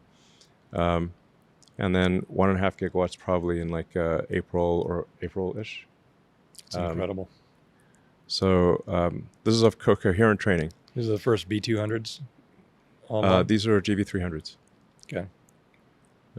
First ones off the line to get flipped on? Yeah. That's incredible. And those are like But the 8X. XAI team had to pull off a whole bunch of miracles in series for this to occur. Yeah. Like, even though there are 300 kilovolt, there are multiple high voltage power lines going right past the building, in order to connect to those, it takes a year. Oh, no. Yeah. You built the entire thing and you're still not connected. My God. So we had to cobble together a gigawatt of power. Natural gas? Yes, with turbines that range in size from 10 megawatts to 50 megawatts to get to a gigawatt. There's a whole bunch of them. And you've got to make them all work together, manage the power input, and then you've got to use a bunch of megapacks. Just like when you do the training, the power fluctuations are gigantic. Yeah. So the generators, it drives generators damn crazy. all collect. Generators want to blow up basically because they can't react. If there's like 100 milliseconds, it's like a symphony. Yeah. And the whole symphony goes so quiet for 100 milliseconds. The generators lose their minds. Yeah. It's like Marvin the depressed robot. Those issues. Yeah. So you've got megapacks that are sort of doing the power smoothing, but XAI had to build a gigawatt of power, and there's not a lot of like gas turbine power plants available because XAI bought them all on demand, and you can't go buy your local nuclear fission plant. That's all training time issues, though. If by some miracle TSMC doubled its productivity and turned it all into GB300s, and you couldn't find a way to use them in a bigger training cluster, you would still have infinite demand at inference time sprinkled all over the world, and you could park them there for 6 months and then bring them back to training. There's no way those things would not get turned on somewhere somehow. It's not that they won't ever be turned on, but I'm just saying that the rate of the rate limiting steps. This is my prediction. I could be wrong, but my prediction is that that TSMC's concern is valid. I don't know if it's valid in my opinion for the reason that it is possible for chip production to exceed the rate at which the AI chips can be turned on. Because you don't just have the GB300s. You got the Amazon's got the Trainiums, Google's got the it's all going to TSMC though. Almost Samsung a little the vast bit. majority, Yeah.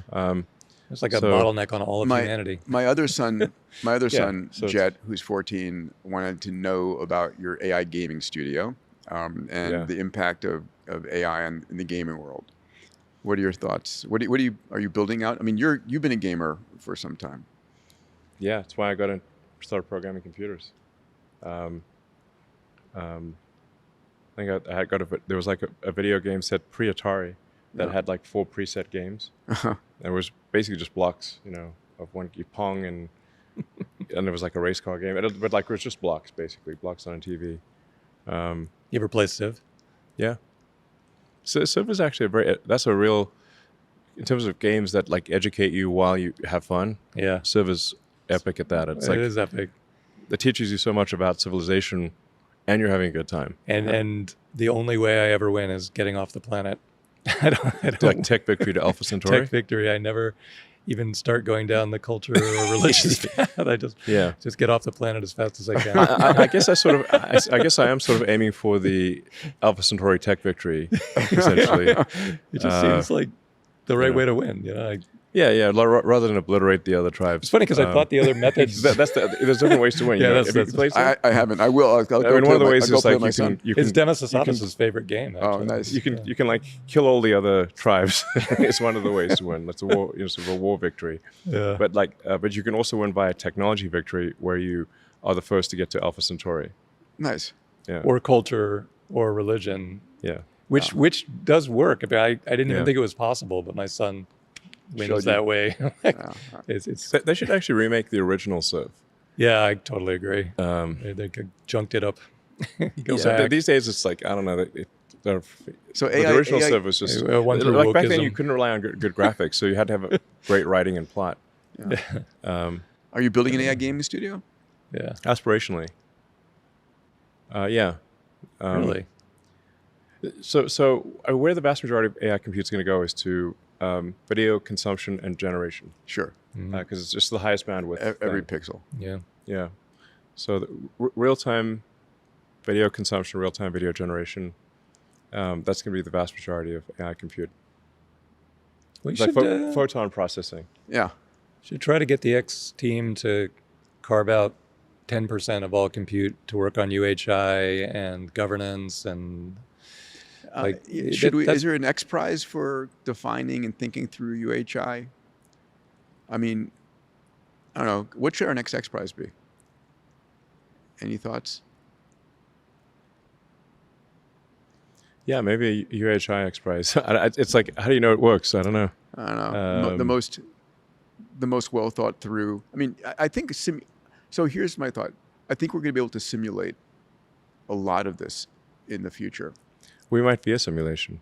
Well, we can go there, and I think we are. I think we're an nth generation simulation.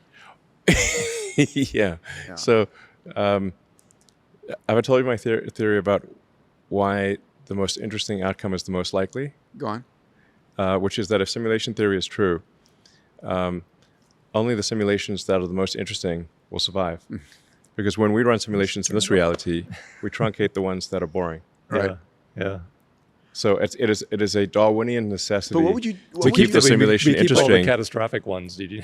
It doesn't mean that it ends like that. It still means that terrible things can happen in the simulation. Engine out, whatever. Well, you could see a movie about World War I, and you're watching people getting blown to bits, but you're drinking a soda and eating popcorn.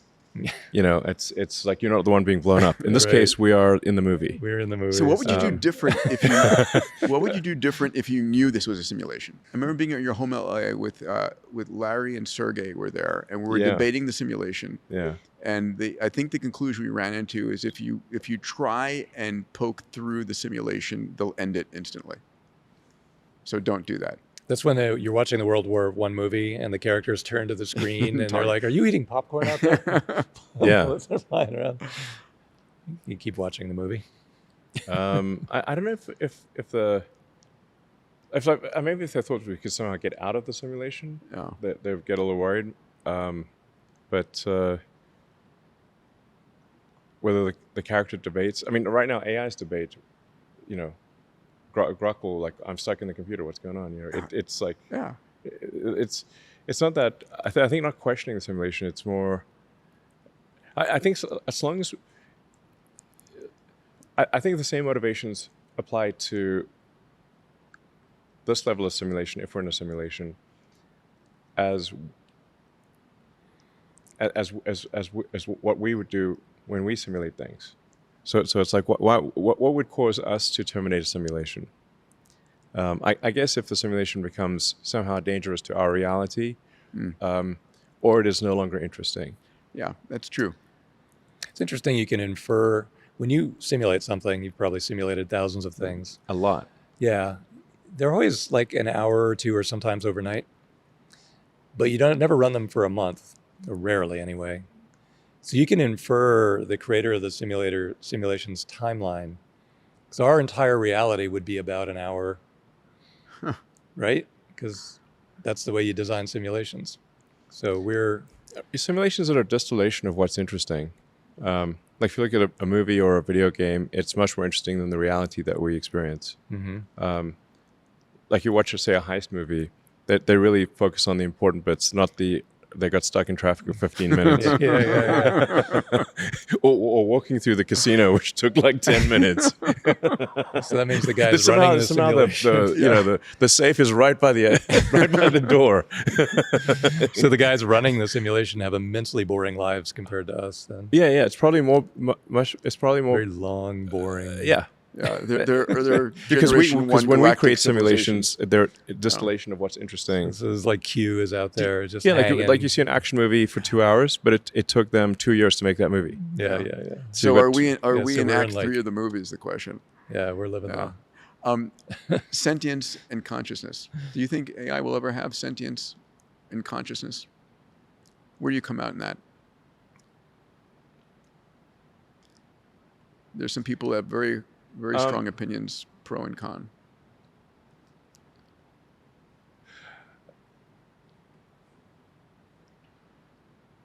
Either everything is conscious or nothing is. Okay. Well, I'd like to think we are conscious. Well, but our consciousness, we clearly get more conscious over time. Like when we're a zygote, you can't really talk to a zygote, And even a baby, you can't really talk to the baby. people get more conscious over time, or certainly they have they do get more conscious over time.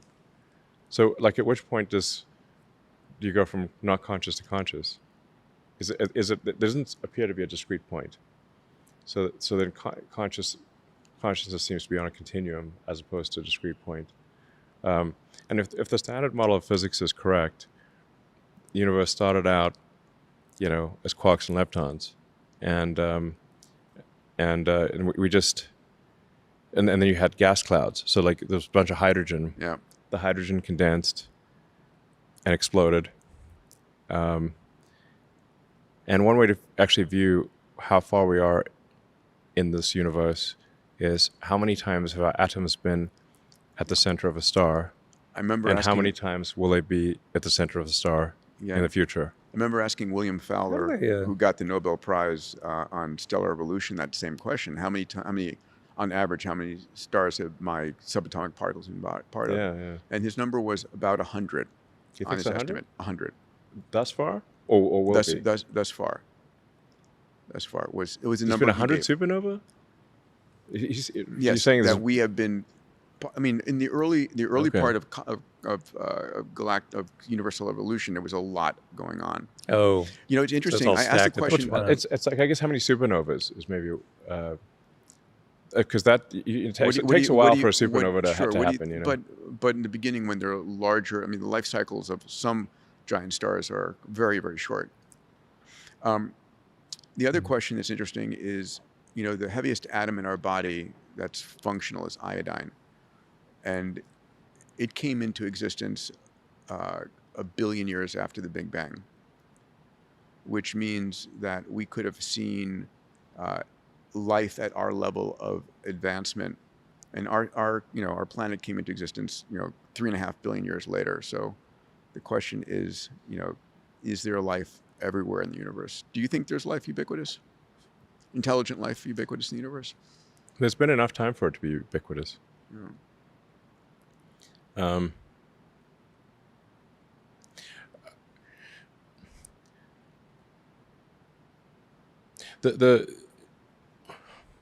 But for life on Earth, conscious life on Earth, we have evolved intelligence pretty much just in time, in that the sun's expanding, and if you give it another, 500 million years, things are going to heat up.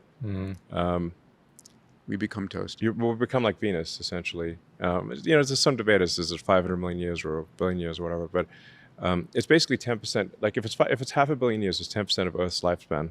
So one way to think of it is if we're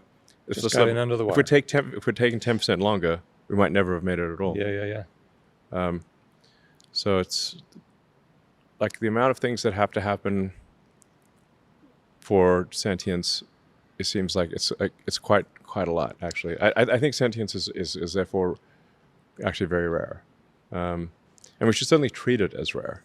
2 trillion we should assume it's galaxies. rare. 2 trillion galaxies. That's 100 what billion Carl stars Sagan per says galaxy. too. But combinatorics is a funny thing. You tweak the variable one little bit. And It's like 1 in 100 trillion. Tweak it a little more. Now it's 1 in a quadrillion. Yeah. Okay. And also, it's got to be tricky. kind of in your galaxy. It's like hard to get between galaxies. Yeah. It's like there's no, unless the other galaxy is coming to you, which Andromeda is at some point, or some billion. It's going to be quite a show. Yeah. It'll be like, wait, here comes Andromeda. But if we wanted to go visit another galaxy, kind of forget it. There's unless Star Trek really we got to materializes. figure out some new nothing. physics to get to other galaxies. We're heading towards a near-term potential where AI can help us solve math, physics, chemistry, material science, and Math's biology. going to be extremely trivial for AI. What about physics? So math gets crushed in a year, something like that. Colossus is growing, at whatever rate TSMC decides to grow. And now we want to do physics. First of all, we need some data. Do we need new data, or can we just do it with everything we've gathered and get the Hubble? You could figure out new things just with the existing data. You think so? Yeah, probably. It's because otherwise the counterpoint would be that humans have figured out everything with existing data, and that's unlikely, I think. Do you think XAI is going to get involved in data factories where you're running 24/7 closed AI hypothesis and AI or like research experiments or factory, robot topical experiments? research factories? Yeah. It's going to be very doable. Yes. Yeah. AI running, simulations that are very, very physics accurate. I mean, that's going to happen, absolutely. I mean, the simulations we can run on conventional computers these days are actually very good. It's like the limit is more like the human that can actually create the simulation and run. It's like how many simulations can you run simultaneously and actually digest the output of? Yeah, that's a problem. Like you can't do a I know thousand. that problem. Every Nobel intimately. Prize, Living You'd be that like, I can't even read all stuff morning. that fast. I cannot keep up with the rate. Nobel Prizes become irrelevant, Or or they daily. all be given to AIs. Just be a daily prize. Yeah, I mean, I don't know if prizes for humans are really that relevant. Yeah, I mean, we'll have to give them to the AIs or something. yeah, interesting, right? The AIs will come up with discoveries at a far greater rate than humans. If you have So you can just say like, maybe it can be like chess, like like your phone can beat Magnus Carlsen, but people still care about seeing him play chess. So, literally your phone can beat him. Yeah, this But not discovery even made by connected to humans, the internet. right? If you have like a Colossus math, Colossus physics, Colossus medicine, do you have like the world's top scientists in those same buildings? Or you just need a plumber patching the liquid Or do cooling? you distill Grok 6 into a physicist, into a Well, if you distill, biologist? you get about a 10x performance boost by distilling it and making it topical, and that's kind of hard to give up. But then you're disconnected from the rest of the Colossus machinery. Is that the design?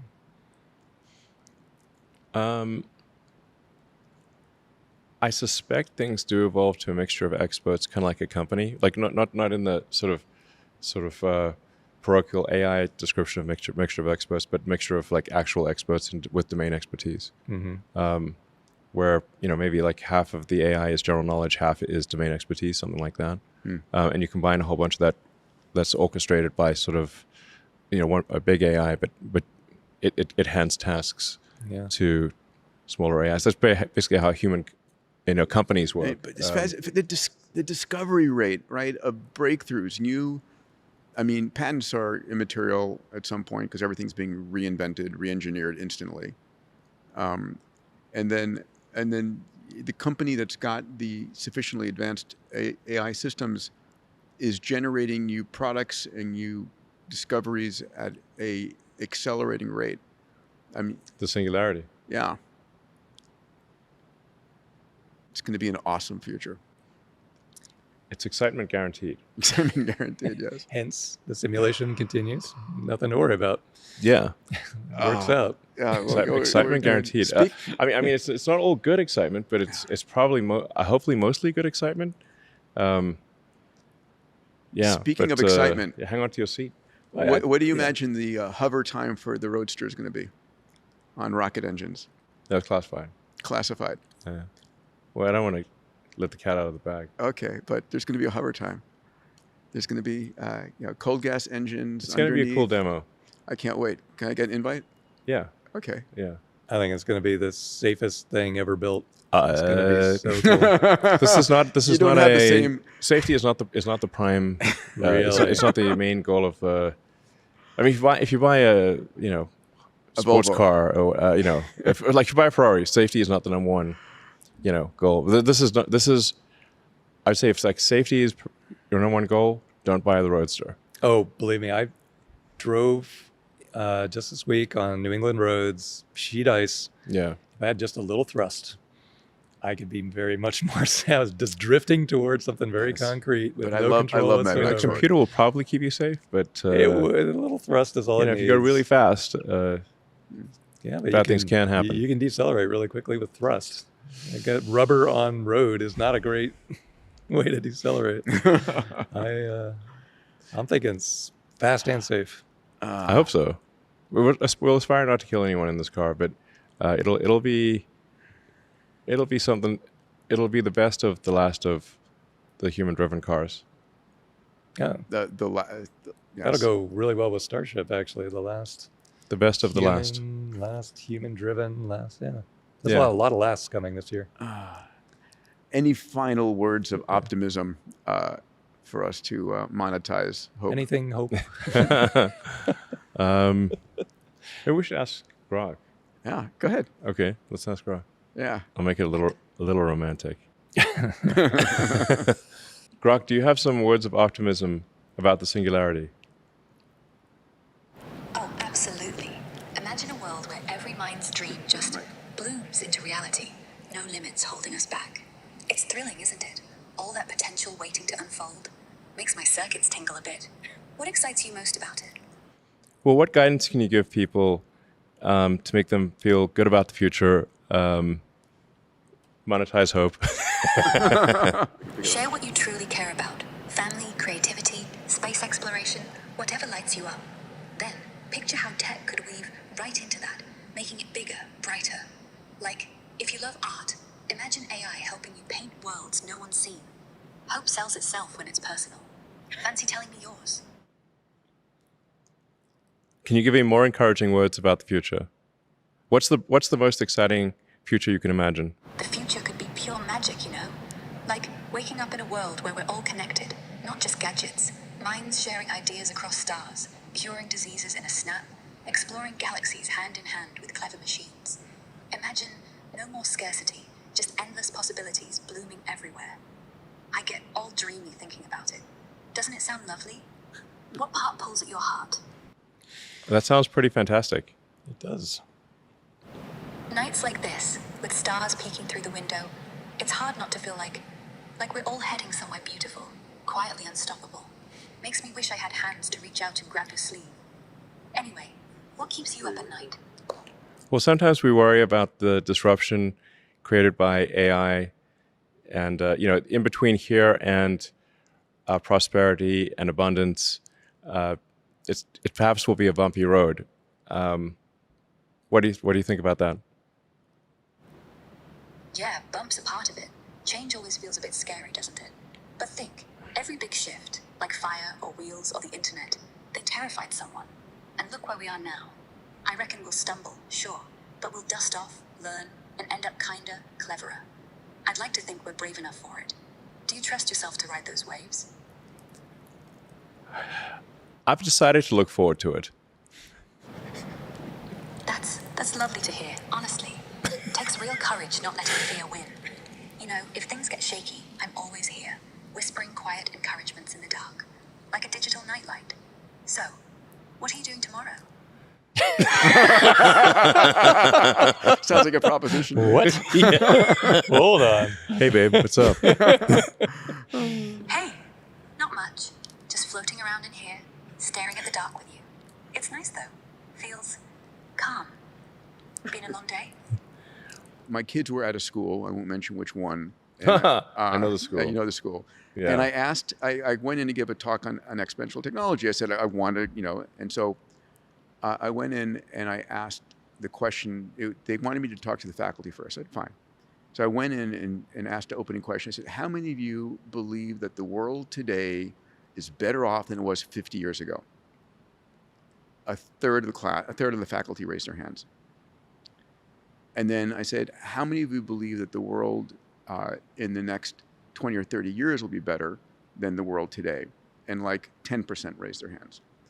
And I was like, okay, this is In not... Europe, it will be 0%. What's that? In Europe, it will be 0%. 0%. I said, this is not the faculty I want teaching my kids. Yeah, and they got a lot of other issues there too. Yeah, won't go there. But I mean, yeah. You want, in the whole education world, you want facts, yes, but I think we're wiring our neural nets constantly. On our mindset is one of the most important things we have, right? Having a hopeful mindset, an abundant mindset, an exponential mindset, an abundant mindset. It's what differentiates the most successful people from those who are not. If you asked, think of the most successful people on the planet, what made them successful? It was their mindset. Well, it's not a force of nature. It's a designed future made by the people who are controlling the AI. And this is why you got into it. You said that right here in this podcast. Like, why am I doing AI? Why am I not doing just cars and spaceship? Well, because it is designed and can be directed toward any outcome that we want. It's not a force of nature that's going to sweep over us. It's a thing that we put into a lane and decide how it acts and decide what the rules are. And it's going to be incredibly important in deciding its own rules. You cannot keep up with the pace of change with just people thinking and brainstorming. It has to be AI driven. How long before AI is asking questions and solving problems that we don't even understand? Yeah, a year or less. But that's okay. Yeah. I mean, you look at math, like it can pose questions that we couldn't even comprehend. Yeah. Like we can't even just stick it in our brain. So, like there's this test for AI called Humanity's Last Exam. Yes. Where is Grok at this point? On the test, yeah. Yeah. Well, even Grok 4, which is primitive at this point, got I think 52% on excluding visual questions because it wasn't sufficiently multimodal.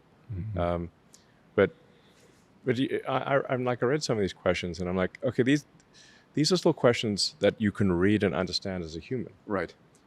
But AI is capable of formulating questions that you could not possibly understand It'll be called the AI's question, first let exam. alone the answer. Yeah. It can formulate questions that are like pages long. Yeah. I can't understand this question. Yeah. And that's HLE even questions, you can read them and like you may not know the answer, but at least you can understand Yes. what the question is about. Yeah. Yeah, and that's Grok 5, I think, might end up being nearly perfect on the HLE. I mean, or some very high number, and probably point out errors in the question, frankly. Yeah. So saturate the indices. Yeah, The benchmarks. it's going to start. It's kind of like chess. Like if if the best chess, like if Stockfish plays Stockfish, it's like God's fighting on Mount Olympus. I mean, you don't know why it made that move. It's going to crush all humans. It's hopeless. Yeah. You don't even.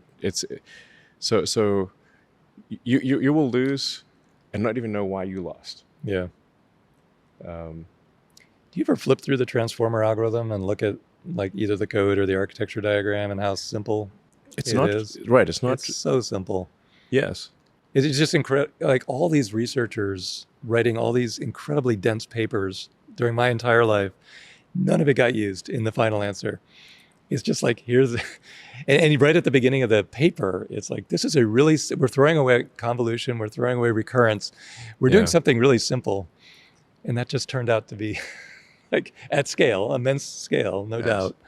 But, it's like that worked. Like the basic neuron. It's pretty simple. It's really humbling, actually. Really humbling.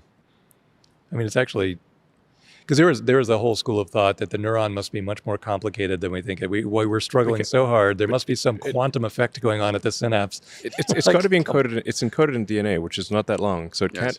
The algorithm for intelligence cannot be complicated because it's limited by the DNA information constraint. Yeah. When I think about like what does say XAI struggle with?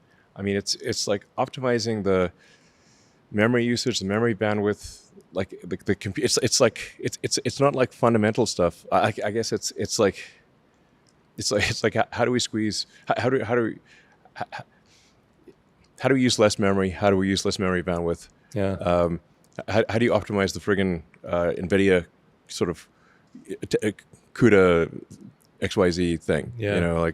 Like make the attention kernel slightly better. Yeah. That's all it is. It's all it, shrink the parameter size a little bit, double the speed. Same exact attention algorithm, same exact MLPs, just at scale. It's crazy simple what actually worked in the end compared to all the crackpot papers and ideas. But you know what else is amazing is that the final parameter count is almost exactly the synapse count. It's like, well, that was exactly what we thought That's what Danny Hillis 100 wrote billion this in neurons, 100 1980. trillion synaptic connections. Yeah, about 100 trillion, plus or minus, like a rounding error. I'd say I actually don't. I just say, like, guys, we need to talk in terms of file size, not parameter count, because if you're depending on if your parameters are 4-bit, 8-bit, or 16-bit, or float or int or whatever, you're just telling me the file. Like, we're constrained. The physical constraints are memory size, memory bandwidth, and then where are you going to send those bits to do what kind of compute? Yeah. And these days, most things are 4-bit. So only now the GB300s. Mostly 4-bit optimized. Yeah, the 16. Yeah. It's 4-bit with an asterisk.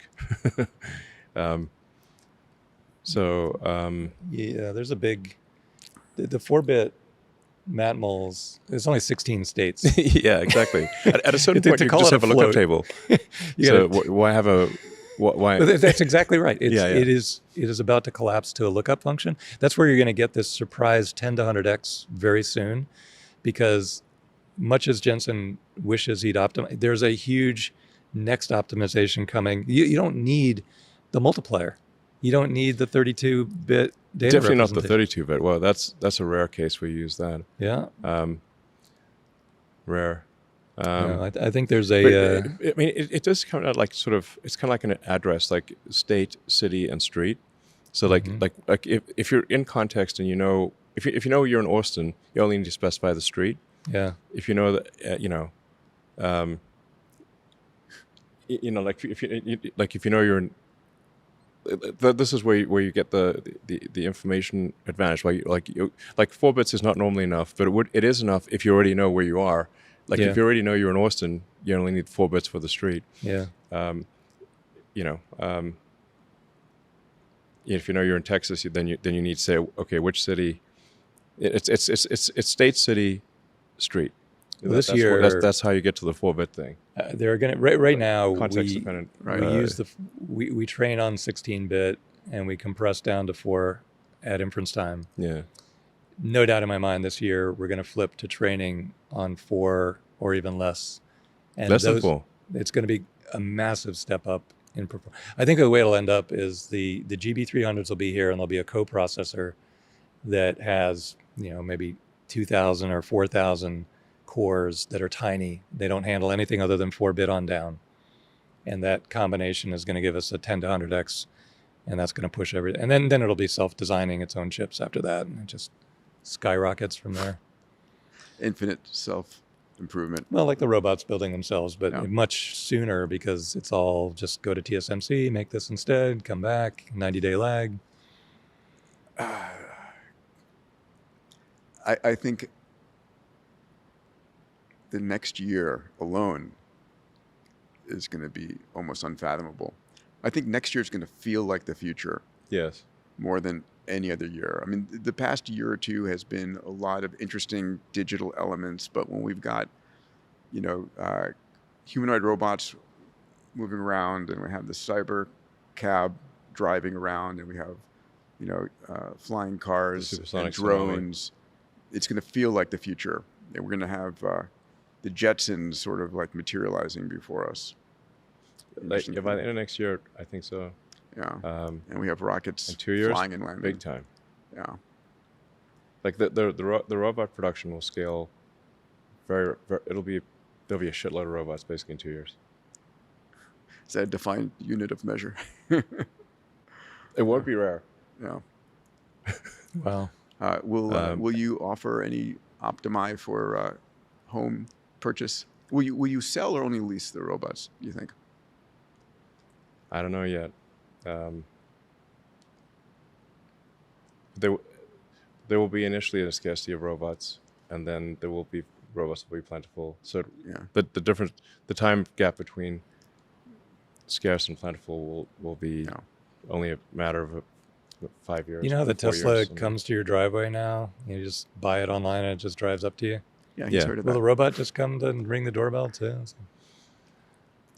Probably. It gets out of the Tesla, comes up. I mean, what I find fascinating, Elon, is the amount of compute that you're building into things that walk out of the factory. The cars and the robots, the amount of distributed inference compute that's going to be in the world. A lot. A lot.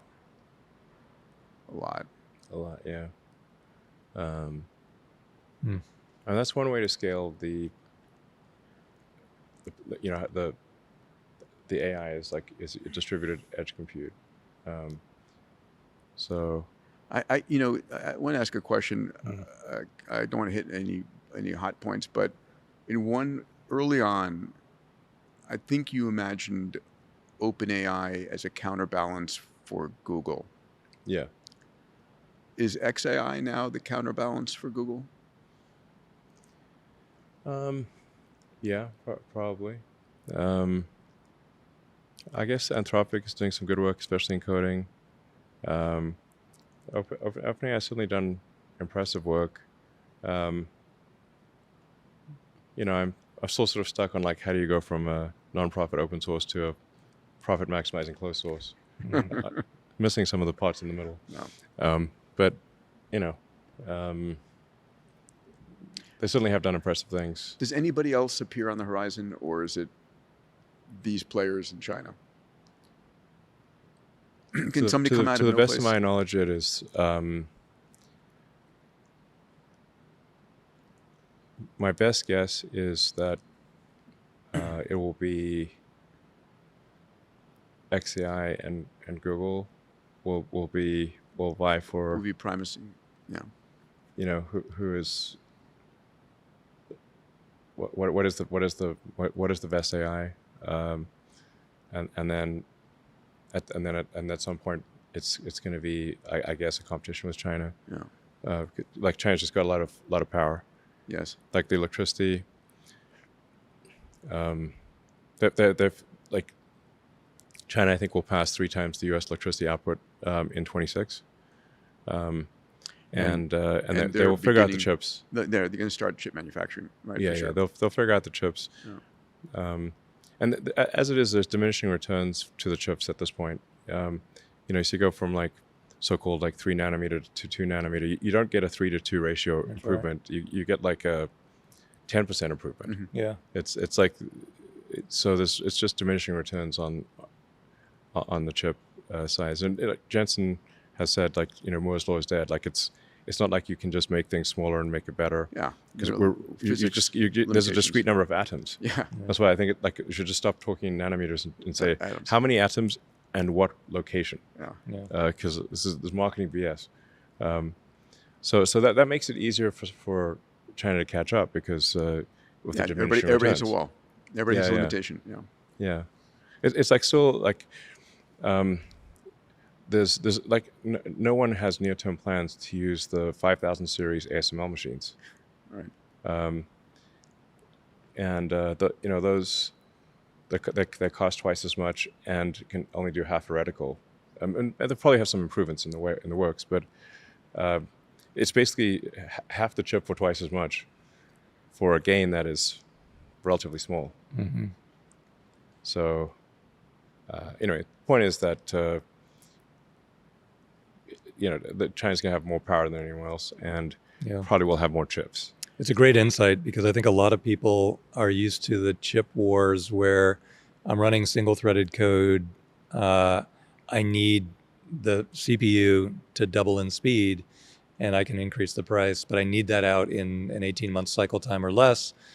We've been doing that for so long now that nobody can see that it doesn't matter. You can buy Intel or you can build your own fabs, and you can use them for a much longer period of time. Oh, yeah, absolutely. Much longer. I totally agree. In fact, so like our AI4 chip, which is relatively primitive at this point, the same fab that makes that, if we apply the AI6 logic design to the fab, it's a nominally 5 nanometer fab. Yep. We can easily get an order of magnitude better output in the same fab. Yeah. Yeah, and the other thing concurrent with that is that the volume, if you just 50x the number of chips, can you do something useful with it? You used to not be able to. You'd be like, well, now I've got 5 CPUs, but I still have the same single-threaded code. What am I going to do with 5 Excel spreadsheets side by side? Now it's like, no, I can translate that into useful intelligence instantaneously. Yes, exactly. It's not constrained by humans. It's not a human productivity amplifier. It's an independent productivity generator. Dead right. So many people have missed this, the importance of this. And this is where China, China makes far more solar panels than we do. And we're like, well, by but they'll a crazy never degree, catch up. actually. It's a crazy degree. Crazy degree. If they do that in chips, you're like, well, but who cares? They're 7 nanometer. Like, Oh, no. It's wrong. Yes, correct. Yeah. I mean, based on current trends, China will far exceed the rest of the world in AI compute. So That's not good. What happens then? You've got XAI and Google and China Inc. Let's call it that for the moment, and you've got massive amount of ASI level compute that, frankly, the only thing that understands the other ASI level compute is the ASI here. Can they all just play together? Is it Darwinian? There might be some Darwinian element to it.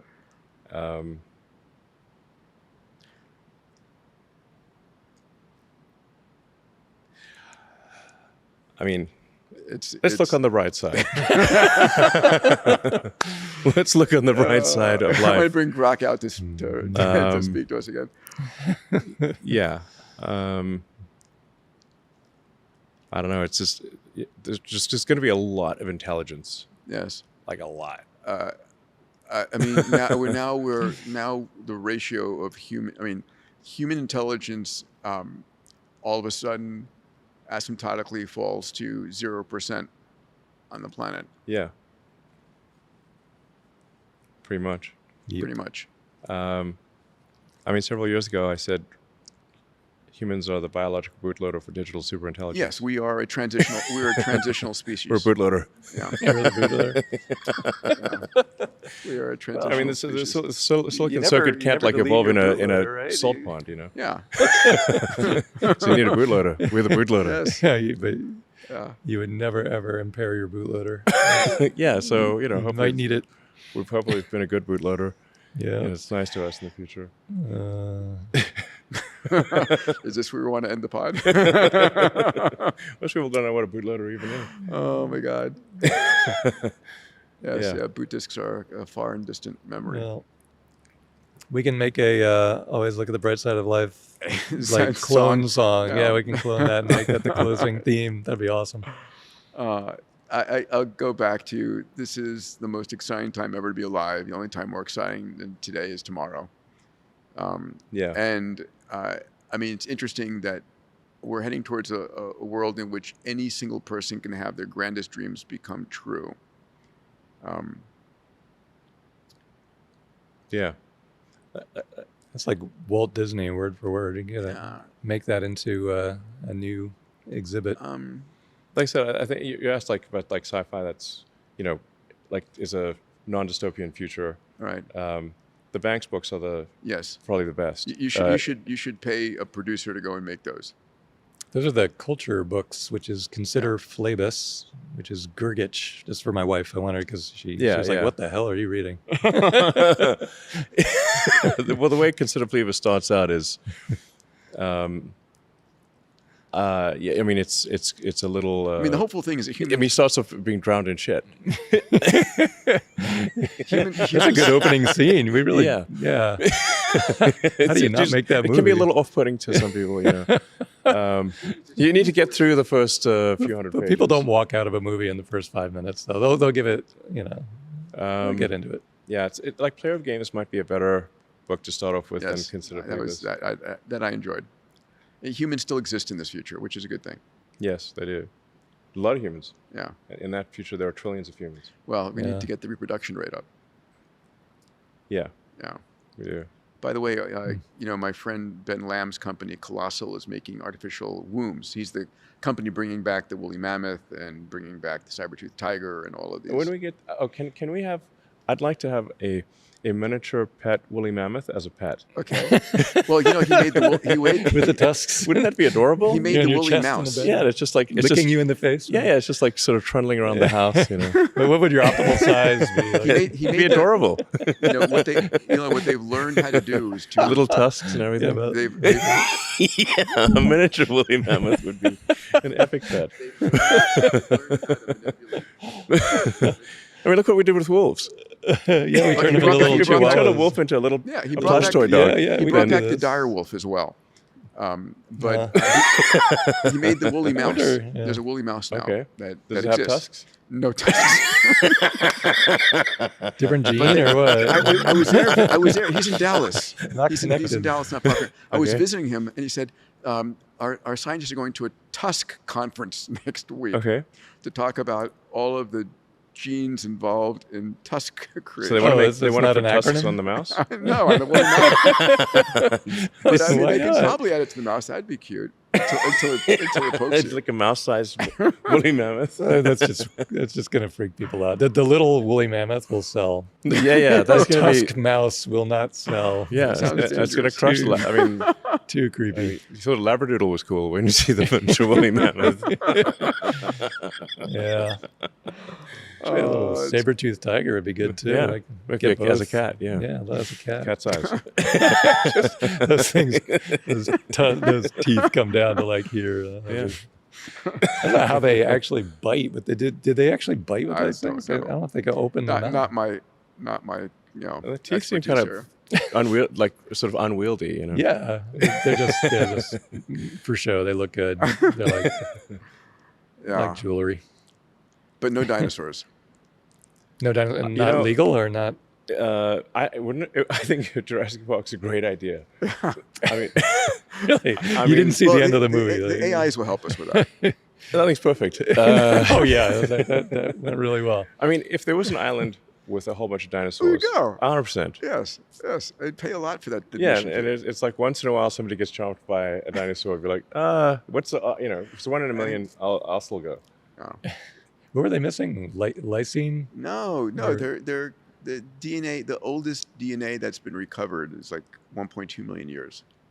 Oh, you can just wing it though. Just Yeah, just make try it look like that, combinations. Close This will be enough. one of the. Actually, that was my proposed X Prize. Remember back in Visioneering? What's that? Take the DNA strand and predict what it'll look like. Yeah, exactly. Yeah, they You will just fix make it that way. Yeah. and then just Make it like the reverse engineer illustrations. the dinosaurs. Yeah. Yeah, exactly. It would be funny if there were two completely different DNA strands. They're like, well, they both look like T-Rex. That's interesting how they. Is T-Rex real, or is that like an Of assemblage course, it's real. Oh, that'd be Okay, funny. well, I mean, it's nice to believe it's real, but Yeah, the it does front seem legs like- were from a completely different dinosaur. That was the one it ate. It actually had huge front legs. is there something wrong with the arms? Okay. There's- yeah. I don't buy out on the arms front. The, Come back, I'll eat you. the many arms Can't be. seem implausible. Nope. Well, DNA will tell us. We'll know in a year. Yeah, the future is going to be Jurassic Island, we say. wow. Yeah. I go. We got No, I meant the 100%. amino acid that the dinosaurs were missing that kept them from reproducing. what, lysine. You're saying? Was it lysine? I forget what it I was. don't remember. It's- But oh, hey, come on, this is the no, the dinosaurs core. got held back by something like an asteroid, bombardment. Right. They were doing great. Yeah, Till 60 million ago. years. Yeah, they were doing fine. Yeah, They had a good Yeah, we run. got very they lucky. had a great one. Much longer. Than, See, there's a good argument Much why there's longer no than other humans intelligence did. out there. There's plenty Much of longer than humans. dinosaurs.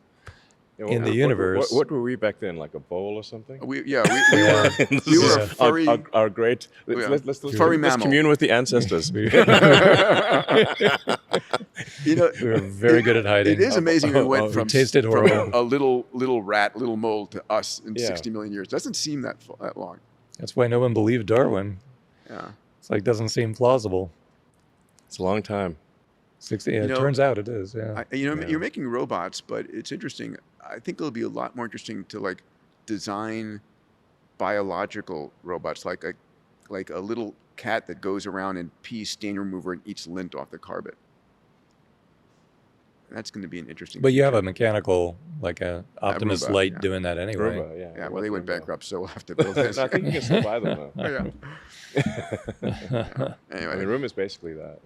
it's going to be, But the thing is, like a humanoid robot is general purpose, so it can do whatever you want. yeah. Yeah, they were too early.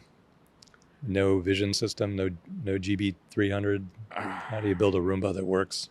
I think the idea of having an Optimus vacuum is like the most underused asset.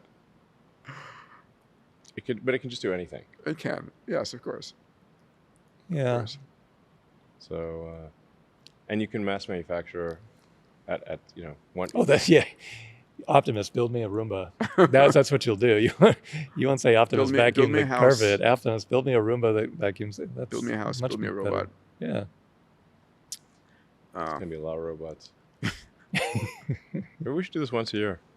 Checkpoint. I would like that. Checkpoint. Okay. That's gonna be. We can roll back the. Yeah. what did we say a year were ago? predictions last year? Yeah. All right. Well, we can always control it. We can cut to what was We'll right. cut out the bus. Are you selling hope? As a matter of fact, it worked out really well. You pull up in your Tesla, like, hey, I bought this with my Dollars per hope, I'll send you the mug. Monetize. All right. Monetize hope. 1 year from today, December 22nd, I'll come and knock on the door right here. If you're here, you're here. If you're not, we'll talk about you. As long as these guys a year from now, we might have the new Optimus factory with the building will be built. That would be awesome. We'll 8 million square feet of robots running. It's gonna be a giant building. Oh man. Yeah.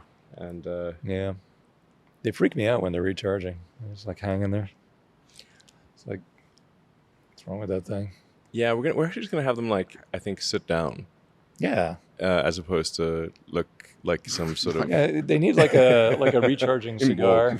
A recharging cigar? Yeah, just sit there. less Moog-like. Just napping here with a book. Yeah. That'd be much better. Right now, they're just literally is it dead? Just limp. Yeah, that's a good point. That's a big contribution from this particular mod. All right, till next year then. All right. It's a date. Thanks, buddy. Awesome, guys. If you made it to the end of this episode, which you obviously did, I consider you a Moonshot mate. Every week, my Moonshot mates and I spend a lot of energy and time to really deliver you the news that matters. If you're a subscriber, thank you. If you're not a subscriber yet, please consider subscribing so you get the news as it comes out. I also want to invite you to join me on my weekly newsletter called Metatrends. I have a research team. You may not know this, but we spend the entire week looking at the metatrends that are impacting your family, your company, your industry, your nation. And I put this into a 2-minute read every week. If you'd like to get access to the Metatrends newsletter every week, go to diamandis.com/metatrends. That's diamandis.com/metatrends. Thank you again for joining us today. It's a blast for us to put this together every week.